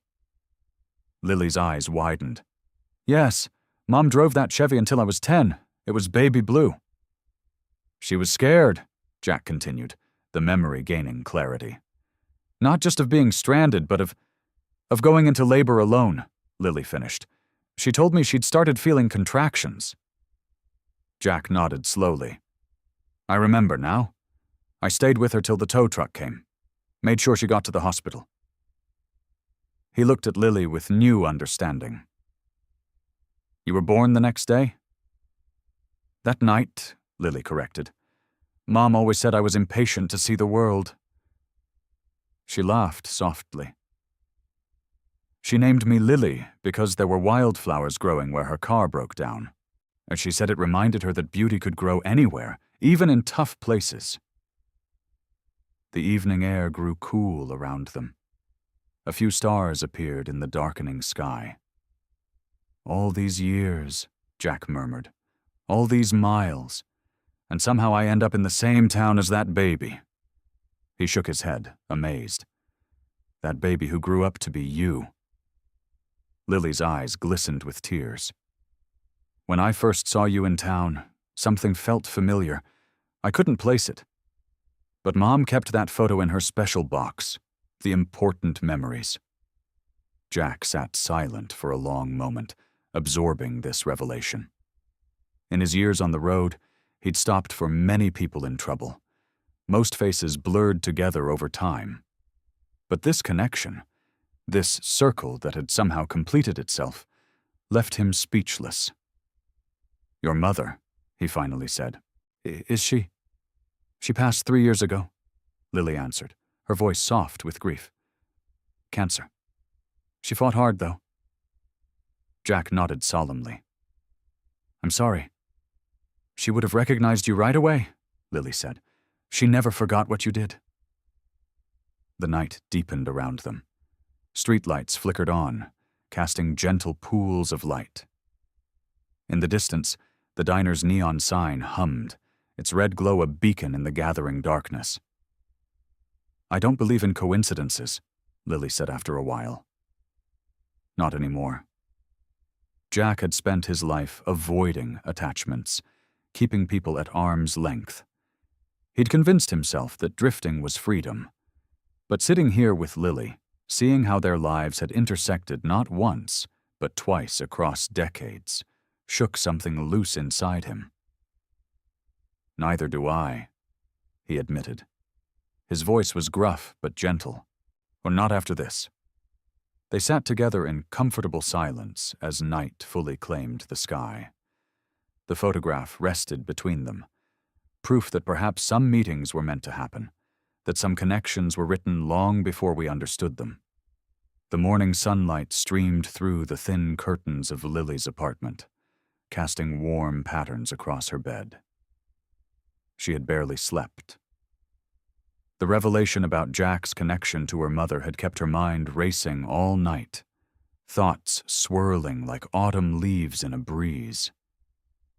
Lily sat on the edge of her bed, still in her pajamas, clutching her mother's photograph. The coincidence seemed too perfect to be random. If her mother were here, she would say it was a sign, a nudge from the universe.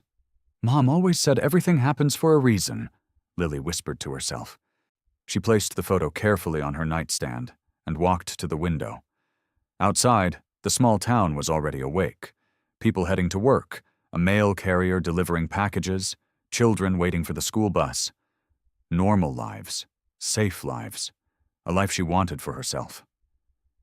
Lily's hands trembled slightly as she picked up her phone. She scrolled to a number she had saved but never called. The local police station. Her thumb hovered over it for several seconds before she pressed it. "This is what Mom would want me to do," she said firmly to herself. "This is what Jack would want me to do." While the phone rang, she caught sight of her reflection in the mirror across the room. For the first time in months, she recognized herself. Not the frightened shadow she had become, but glimpses of the woman she used to be. The woman she could be again. "Or Sheriff's Office, Deputy Wilson speaking." Lily took a deep breath. "Hi, my name is Lily Thompson. I need to file a report about harassment and threats." Her voice shook slightly, but she didn't hang up. 20 minutes later, she stepped out of her apartment wearing her nicest blouse and jeans. She had pulled her hair back neatly and even applied a touch of makeup. Armor, in its own way. She hesitated at Jack's door, then knocked gently. When he opened it, leaning on his cane, concern immediately filled his face. "Lily, everything okay?" "I'm going to the police station," she said, the words coming out in a rush, "to file a report against Derek. About everything. The control, the threats, the truck." She paused, gathering courage. "I'm done running." Jack studied her face for a long moment. "Nah, you sure about this?" "No," Lily admitted with a small, nervous laugh. "I'm terrified, but I need to do it anyway." She squared her shoulders. Would you come with me? Not inside, just nearby?" Jack nodded, his expression softening. "Let me grab my jacket." The walk to the police station was slow because of Jack's injuries, but Lily was grateful for the extra time to prepare herself. She had lived so long in fear, keeping secrets, downplaying the danger. Speaking the truth aloud to authorities felt like stepping off a cliff. "He might come after me harder when he finds out," she said quietly, as they approached the red brick building that housed the sheriff's office. "Maybe," Jack acknowledged. He didn't offer false reassurances, and she appreciated that. "But you'll have the law on your side now, and me." They stopped at the bottom of the steps leading to the entrance. Lily's heart pounded against her ribs. "My mom would be proud of you," Jack said suddenly, "for what it's worth." Tears pricked at Lily's eyes. "That's worth a lot," Jack waited outside on a bench across the street while Lily entered the building. The interior was brightly lit and smelled of coffee and paper. A female officer met her at the front desk and led her to a small, private room. "Take your time," the officer said kindly, placing a form and pen before her. As Lily began writing down dates, incidents, and details, all the things she had tried so hard to forget, her hand trembled less with each word. With each truth set free on paper, she felt something inside her strengthen. 2 hours later, she emerged from the station into the afternoon sunlight. Jack was still waiting, just as he promised. He stood carefully when he saw her, leaning on his cane. "How did it go?" he asked. Lily took a deep breath. "It was hard," she admitted. "But I did it. They're going to investigate. Contact him officially." She wrapped her arms around herself. "I'm scared of what happens next, but I also feel like I can breathe again." For the first time in years, she had stopped running. The next morning brought clear skies and a sense of lightness Lily hadn't felt in years. She arrived at the diner for her morning shift, expecting the usual quiet routine. Instead, she found Martha, the owner, waiting for her with a warm smile. "Honey, word travels fast in small towns," Martha said, pulling Lily into a gentle hug. "I want you to know how brave you are." Lily felt her cheeks flush. I didn't think anyone would know about the police report." "Deputy Wilson's wife is my second cousin," Martha explained, tucking a strand of gray hair behind her ear. "She didn't share details, just that you stood up for yourself against someone who hurt you." Martha squeezed Lily's hand. "This town looks after its own, and like it or not, you're one of us now." Throughout her shift, Lily noticed the subtle changes. Regular customers who normally just nodded now stopped to chat. Mrs. Parker from the bookstore left an extra-large tip with a note that simply read, "Stay strong." Even the usually grumpy Mr. Jenkins asked how she was doing with genuine concern in his eyes. Around noon, the bell above the door jingled, and Jack limped in, moving carefully with his cane. Several heads turned. Jack hadn't been in town long enough for people to get used to his rough appearance. The leather vest with its patches, the tattoos visible on his arms, the weathered face that had seen too much of life's harder side. But today was different. Tom Bradley, who ran the auto shop, raised his coffee mug in greeting. "Hey there, hero," he called out. "Seat's open right here if you want it." Jack looked startled, then nodded awkwardly and made his way to the counter. Lily brought him coffee without asking, trying to hide her smile. "What's going on?" Jack muttered, glancing around at the friendly faces. "I think," Lily said quietly, "they're seeing what I see." As the afternoon wore on, more signs of acceptance appeared. Sheriff Johnson himself stopped by the diner, but not to question Lily further, but to assure her they were taking her report seriously. He paused at Jack's table on his way out. "Never thought I'd say this to a Hell's Angel," the sheriff said, "but thanks for looking out for one of our own." He extended his hand, and after a moment of surprise, Jack shook it. Later, when Lily's shift ended, she found Jack waiting outside. The setting sun cast long shadows down Main Street, turning the buildings golden. "Seems like you've got the whole town on your side now," Jack said, as they walked slowly back toward their apartments. "Not just me," Lily replied. "They're seeing you differently, too." Jack snorted softly. "Been a long time since anyone looked at me and saw something good." They reached the small park between downtown and their apartment building. Without discussing it, they both sat on a bench facing the sunset. Children played on the swings, while parents chatted nearby, their voices carrying on the evening breeze. "I called my sister today," Lily said after a comfortable silence. "We haven't spoken in almost 2 years. Derek didn't like her, said she was a bad influence." "How'd it go?" Jack asked. "She cried, said she's been worried sick." Lily smiled, tracing patterns on the wooden bench with her fingertip. "She wants me to visit when all this is settled?" Jack nodded, watching the horizon where orange light spilled across the clouds. "You should go. Family's important." "What about you?" Lily asked carefully. "What happens when you're fully healed? Will you move on?" The question hung in the air between them. Jack's weathered hands tightened slightly on his cane. I've been thinking about that," he finally said. "Tom from the auto shop mentioned they could use someone who knows motorcycles. Said their mechanic can't tell a Harley from a Honda." A half smile touched his lips. "Might be nice to stay put for a while." Lily felt warmth spread through her chest. "I'd like that," she admitted softly. As the sun dipped lower, painting the sky in deepening shades of purple and gold, they sat together. Two broken people who had somehow found strength in each other. "You know what I think?" Lily said, watching the children play. "I think maybe we both have a chance at something better here." Jack's eyes met hers, and for once, he didn't look away. "Yeah," he said quietly. "I think we just might."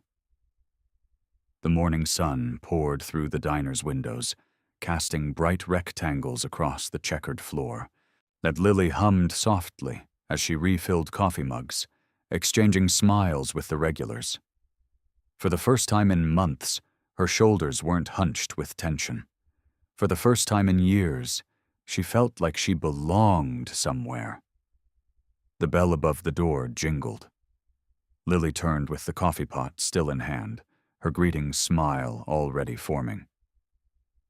Then she saw him. Derek stood in the doorway, sunlight at his back turning him into a dark silhouette. But Lily would know that posture anywhere. The straight spine, squared shoulders, and the way he held his head slightly tilted as if perpetually disappointed by what he saw. The coffee pot slipped from her fingers and shattered on the floor.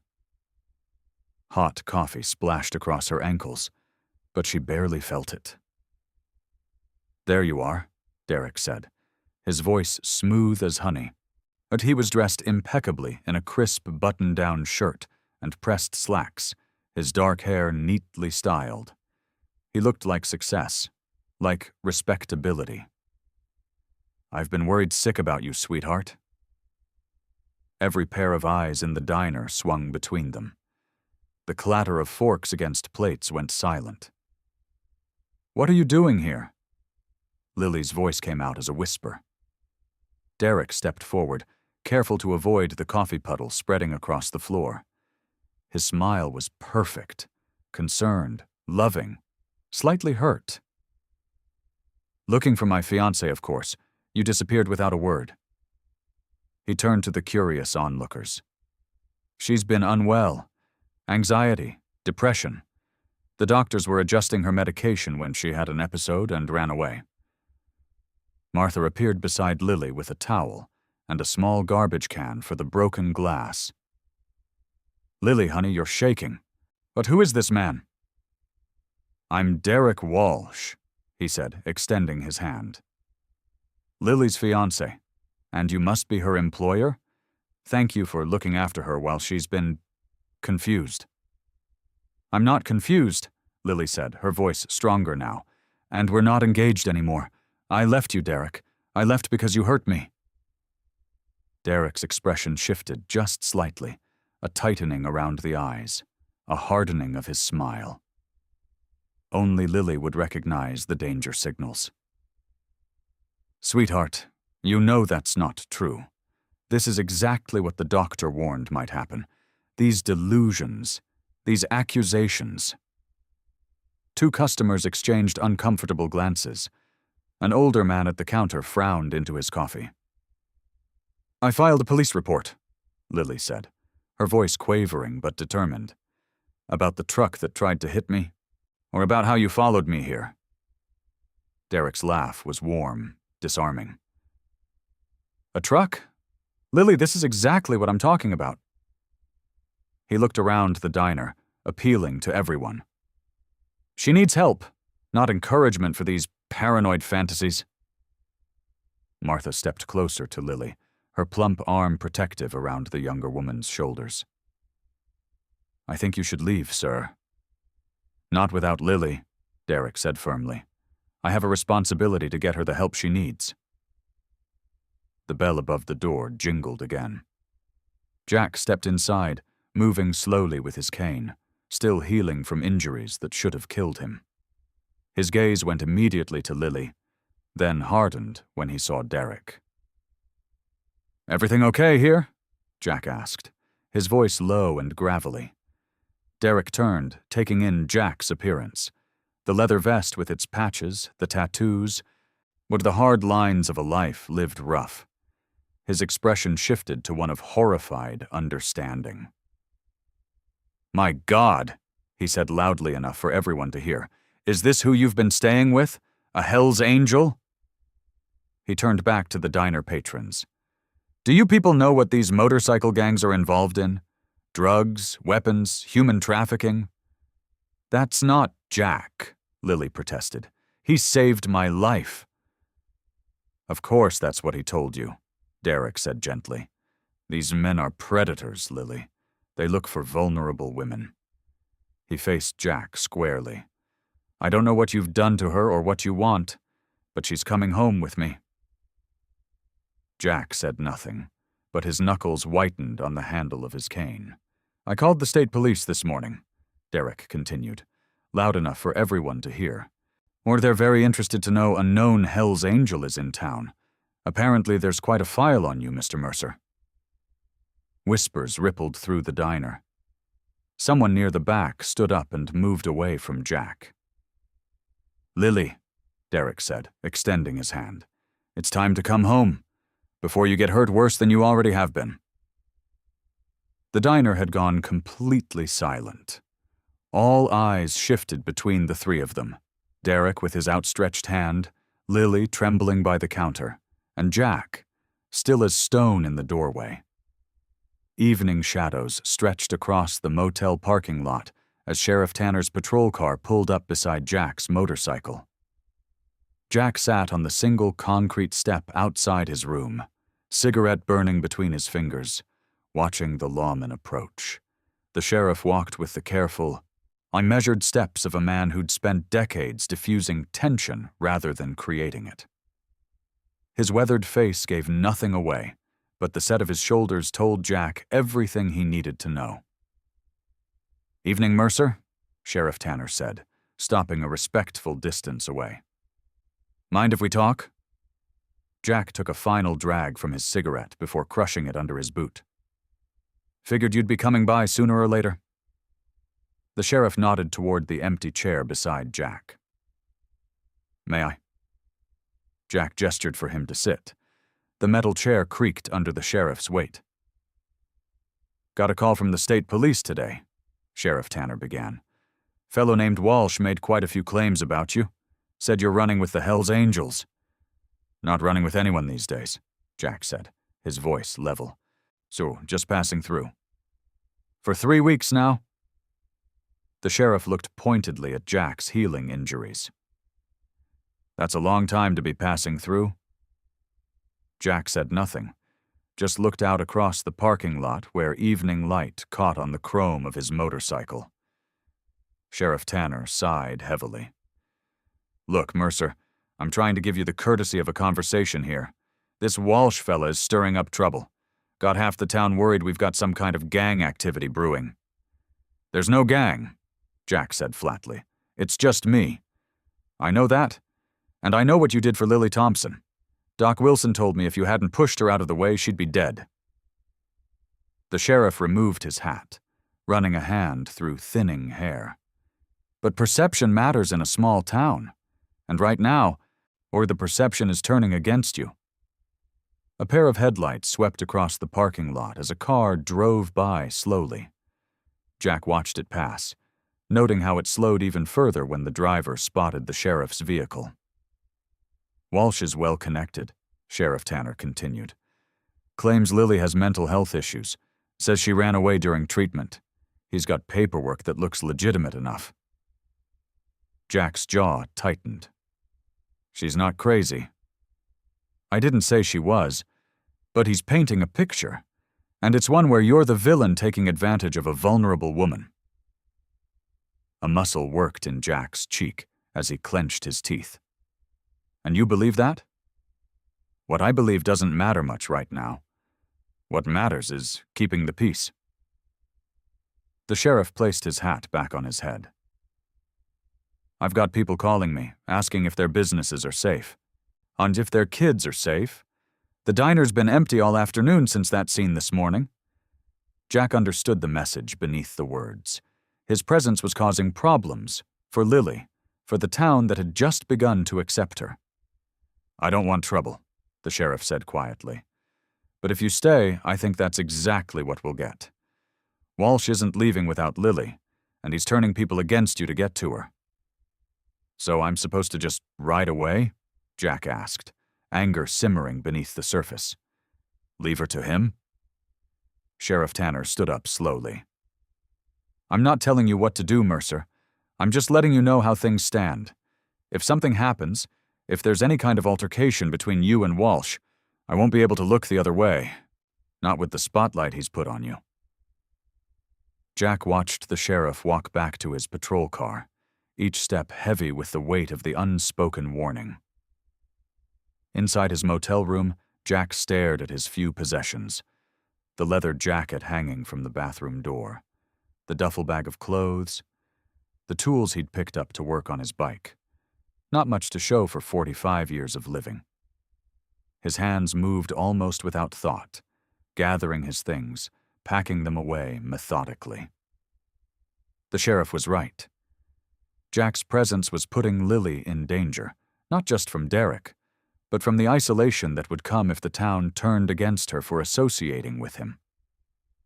The image of Lily's face that morning, the terror in her eyes when she saw Derek, burned in Jack's mind. She'd been making progress, finding her strength. Or now Derek was stripping it away again, using Jack as the weapon to do it. As night settled fully over the small town, Jack fastened his duffel bag to the back of his motorcycle. Each movement hurt, his body still healing, his heart heavier than the injuries that had nearly killed him. Dawn broke over the motel parking lot, painting the sky in washes of pink and gold. Lily stood with her arms wrapped around herself, watching Jack secure the last of his belongings to his motorcycle. Her eyes were red-rimmed from a sleepless night, her face drawn with worry. "You don't have to go," she said, her voice barely above a whisper. Jack didn't look up, his hands busy with the leather straps of his saddlebag. "We both know I do." The morning air was cool against Lily's skin, but the chill she felt came from somewhere deeper. Was after everything they'd been through, after discovering how their lives had been connected long before the accident, it was ending like this, with Jack driven away by the same fear that had controlled her life for so long. "Derek wins if you leave," she said. Jack's hands stilled for a moment before he resumed his work. "Derek wins if you end up alone because the whole town turns against you for being with me. I don't care what people think. You should." Jack finally looked at her, his weathered face serious. "You've built something here, a job, a place to belong, people who care about you." "Because of you," Lily insisted, taking a step forward. "You showed me how to stand up for myself, how to believe I deserve better." Jack shook his head, leaning heavily on his cane as he straightened up. All I did was remind you of what was already inside you." Lily watched him check the fuel gauge on his motorcycle, each methodical movement like a countdown to goodbye. She remembered the photograph of her mother. how a chance encounter with Jack had given her mother hope during one of her darkest moments. Now, history was repeating itself, but backwards. This time, Jack was the one walking away without realizing how much he mattered. "Sheriff came by last night," Jack said, breaking the silence. "Made things pretty clear. Derek's turning the town against me, using my past, what I look like, who I've ridden with. It's working." "Not with everyone," Lily protested. "Martha at the diner still believes in you? And Doc Wilson." 2 people against a town isn't great odds. A car drove slowly past the motel, with the driver openly staring at them. Lily recognized the woman as a regular customer at the diner, someone who had been friendly to her just days ago. Now the woman's face held nothing but suspicion as she glanced between Lily and Jack. "I thought I could protect you," Jack said quietly as the car disappeared around the corner. "But I'm just making things worse." Lily felt something tear inside her chest. Not just sadness, but anger. Anger at Derek for following her. Anger at the town for being so quick to judge. Anger at herself for not fighting harder. "So that's it?" she asked. "You saved my life, helped me find my strength, and then just leave?" Jack's eyes softened as he looked at her. "Sometimes the best way to protect someone is to let them go." "I don't need protection," Lily said, but surprising herself with the firmness in her voice. "I need a friend who believes in me as much as I believe in him." Jack looked away, adjusting his leather jacket. The morning sun caught on the worn edges of the HELLS Angels patch. "This is for the best, Lily, for both of us." She watched him swing his leg over the motorcycle, wincing slightly at the movement. His injuries were still healing. He shouldn't even be riding yet. "You're running away," she said softly. His hand paused on the ignition. "I've spent most of my life running toward trouble. Maybe it's time I ran from it for once." The motorcycle roared to life, drowning out anything else she might have said. Jack gave her one last look, a look full of things unsaid, before pulling away, leaving Lily standing alone in the parking lot. And as she watched him disappear down the road, something shifted inside her. The defeat that had weighed her down began to transform into something else. Something stronger. She thought of everything Jack had taught her about standing up for herself. Maybe it was time to show him she'd been listening. By noon, the diner buzzed with more customers than usual. Lily moved between tables mechanically, taking orders and delivering plates with a distant smile that never reached her eyes. Word had spread quickly about Jack's departure that morning. She could feel the stares, hear the whispered conversations that stopped when she approached. Martha, the diner's owner, watched Lily with concern from behind the counter. When the lunch rush slowed, she approached Lily as she refilled the napkin holders. "You doing okay, honey?" Martha asked, yet her weathered hand gentle on Lily's shoulder. Lily's fingers trembled slightly as she arranged the napkins. "I'm fine." Martha's eyes narrowed. "That's the biggest lie I've heard since Tom Wilkins claimed his dog ate his wife's casserole dish." Despite herself, Lily smiled weakly. "That HELLS Angel fellow did a good thing for you," Martha continued, lowering her voice. "Never seen a man look at someone with such protective eyes, not the eyes of someone dangerous." "His name is Jack," Lily said quietly. "And you're right. He saved me twice." The bell above the door jingled, and Doc Wilson entered, removing his hat as he approached the counter. The elderly physician had treated both Jack and Lily after the accident. "Martha," he nodded, then turned to Lily. "I heard our motorcycle friend left town this morning." Lily nodded, but unable to speak past the lump in her throat. "Sheriff came by my office yesterday," Doc continued, "asking questions about Jack's character. I told him what I saw. A man who put himself in harm's way to save a stranger. Martha crossed her arms. That ex of yours has been spreading tales all over town, got people spooked about Jack being some kind of criminal? He's not, Lily said, her voice finding strength. He's a good man who's made mistakes. We all have. Doc Wilson's eyes softened. Sometimes this town forgets that people can change. He looked around the diner, where several patrons were openly listening. And sometimes this town forgets what it means to stand together. An older man at the counter, Tom from the hardware store, cleared his throat. I saw that truck that day, he said loudly enough for everyone to hear. No, it didn't swerve or brake. Aimed straight for you, miss. Heads turned.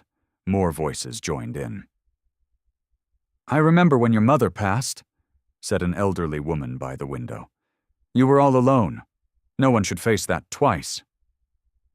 Martha planted her hands firmly on the counter. Well, I've heard enough. That Jack fellow might look rough, but he's done right by our Lily, and that ex of hers gives me the creeps with his smooth talking. The diner had fallen silent, everyone watching as Martha continued. I say we need to set things straight, she declared. Sheriff's office, this evening. Tell what we know. Doc Wilson nodded. I'll bring my medical report. That truck wasn't an accident. I'll come too, Tom added. Saw the whole thing clear as day. One by one, customers nodded or voiced agreement. Lily stood frozen, watching as the very people who had eyed Jack with suspicion now rallied around her cause. We take care of our own in this town, Martha said, squeezing Lily's hand. And like it or not, you're one of ours now. Tears welled in Lily's eyes. What about Jack? Him too, Martha said firmly. Anyone who's willing to die for one of ours belongs here. By closing time, word had spread. A small crowd gathered outside the diner, the school teacher, the librarian, even the pastor and his wife. Each had a story. How they'd witnessed the accident, how they'd seen Derek's threatening behavior, or simply how they'd observed Jack's quiet protectiveness. As they walked together towards the sheriff's office in the golden evening light, Lily felt something unfamiliar bloom in her chest. Hope, yes, but something more. Belonging. Jack showed me how to stand up for myself, she told Martha as they walked. Now I need to stand up for him. Martha smiled. That's what community does, honey. We hold each other up when we can't stand alone. The sheriff's office came into view, its lights bright against the darkening sky. Inside, Lily knew, they would find Derek's smooth lies and carefully constructed accusations. But for once, she wasn't facing them alone. Morning sunlight spilled across the town square as Lily stood at the bottom of the courthouse steps. She wore a simple blue dress Martha had insisted on lending her. For confidence, the diner owner had said.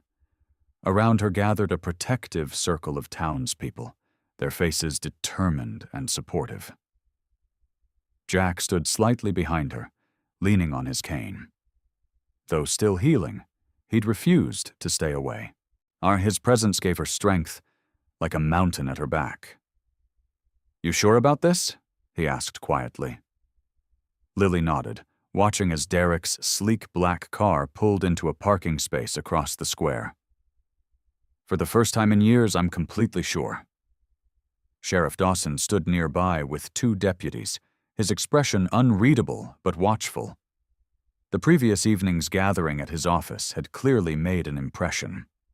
Witness after witness had come forward, Doc Wilson with medical reports proving the truck had deliberately targeted Lily, townspeople who'd seen Derek's intimidation tactics, and finally Lily herself, sharing the full story of her past.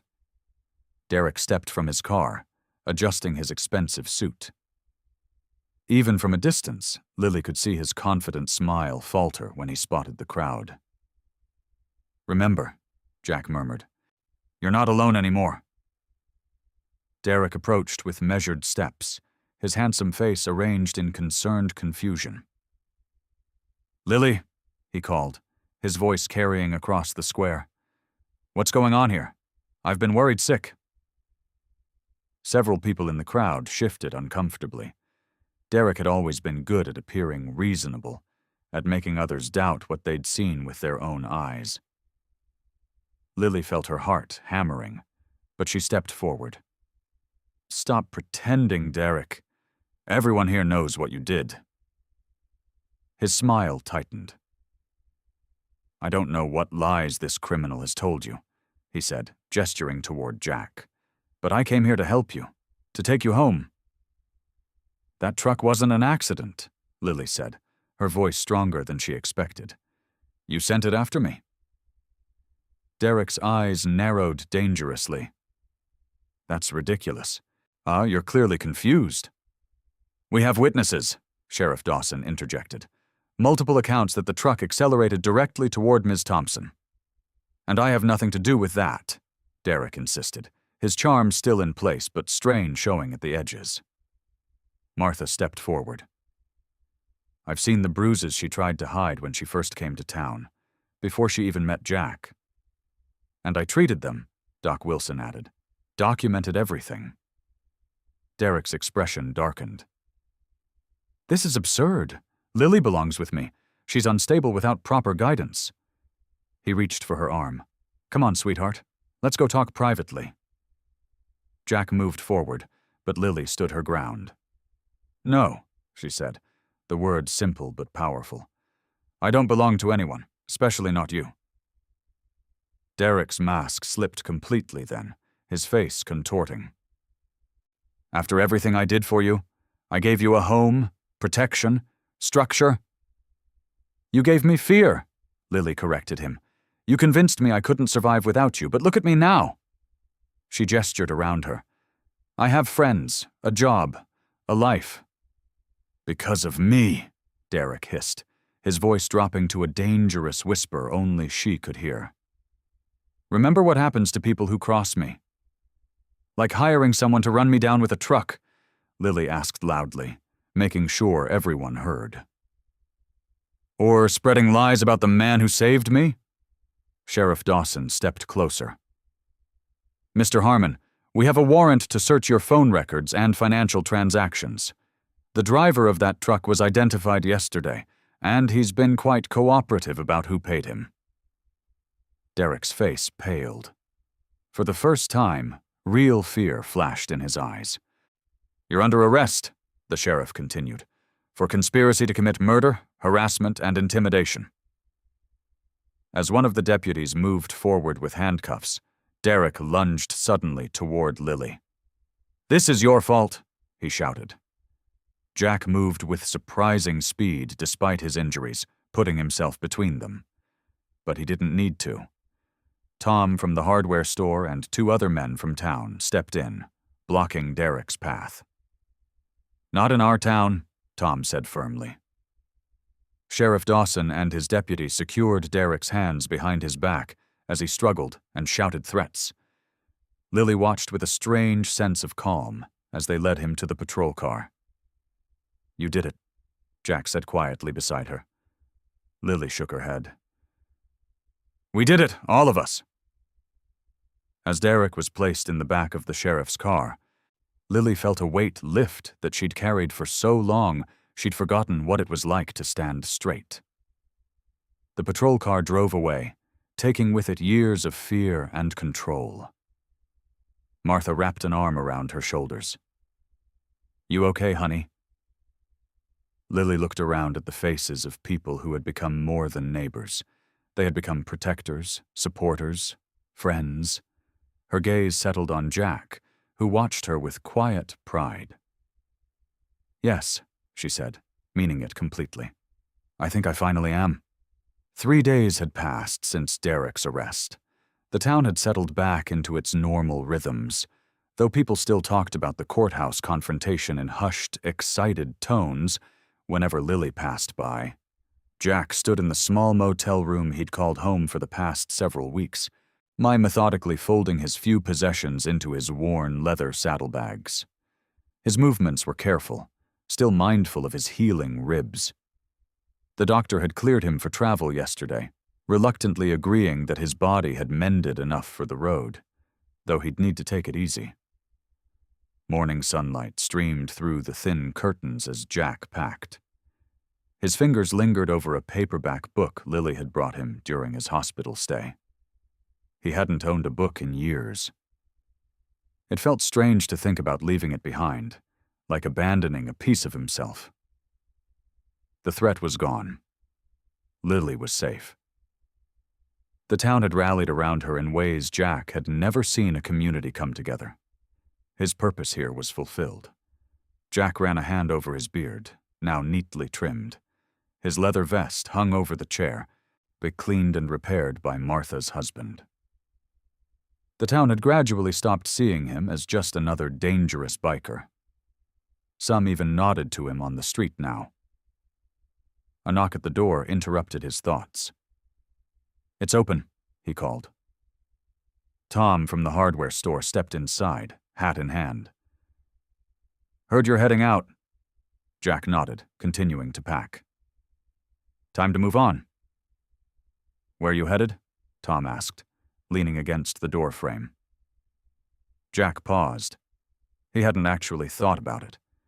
For 20 years, he'd just followed the road, one town bleeding into the next. "West, maybe. Haven't decided." Tom cleared his throat. "Listen, Jack. The garage on Pine Street. Old man Jenkins is selling. He's moving to Florida to be near his grandkids." "And?" Jack kept his eyes on his packing. "And we need a good mechanic. Someone who knows their way around engines." Tom shifted his weight. "Martha said you fixed that ancient coffee maker at the diner.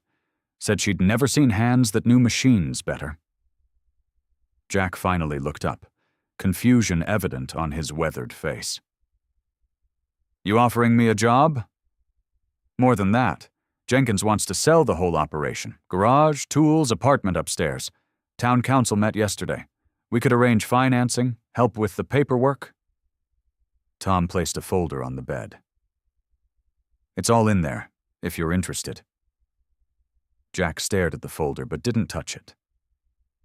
"Why would you do that for someone like me?" "Someone like you?" Tom repeated. "You mean someone who nearly died, saving one of our own? Who stood by Lily when she needed it most?"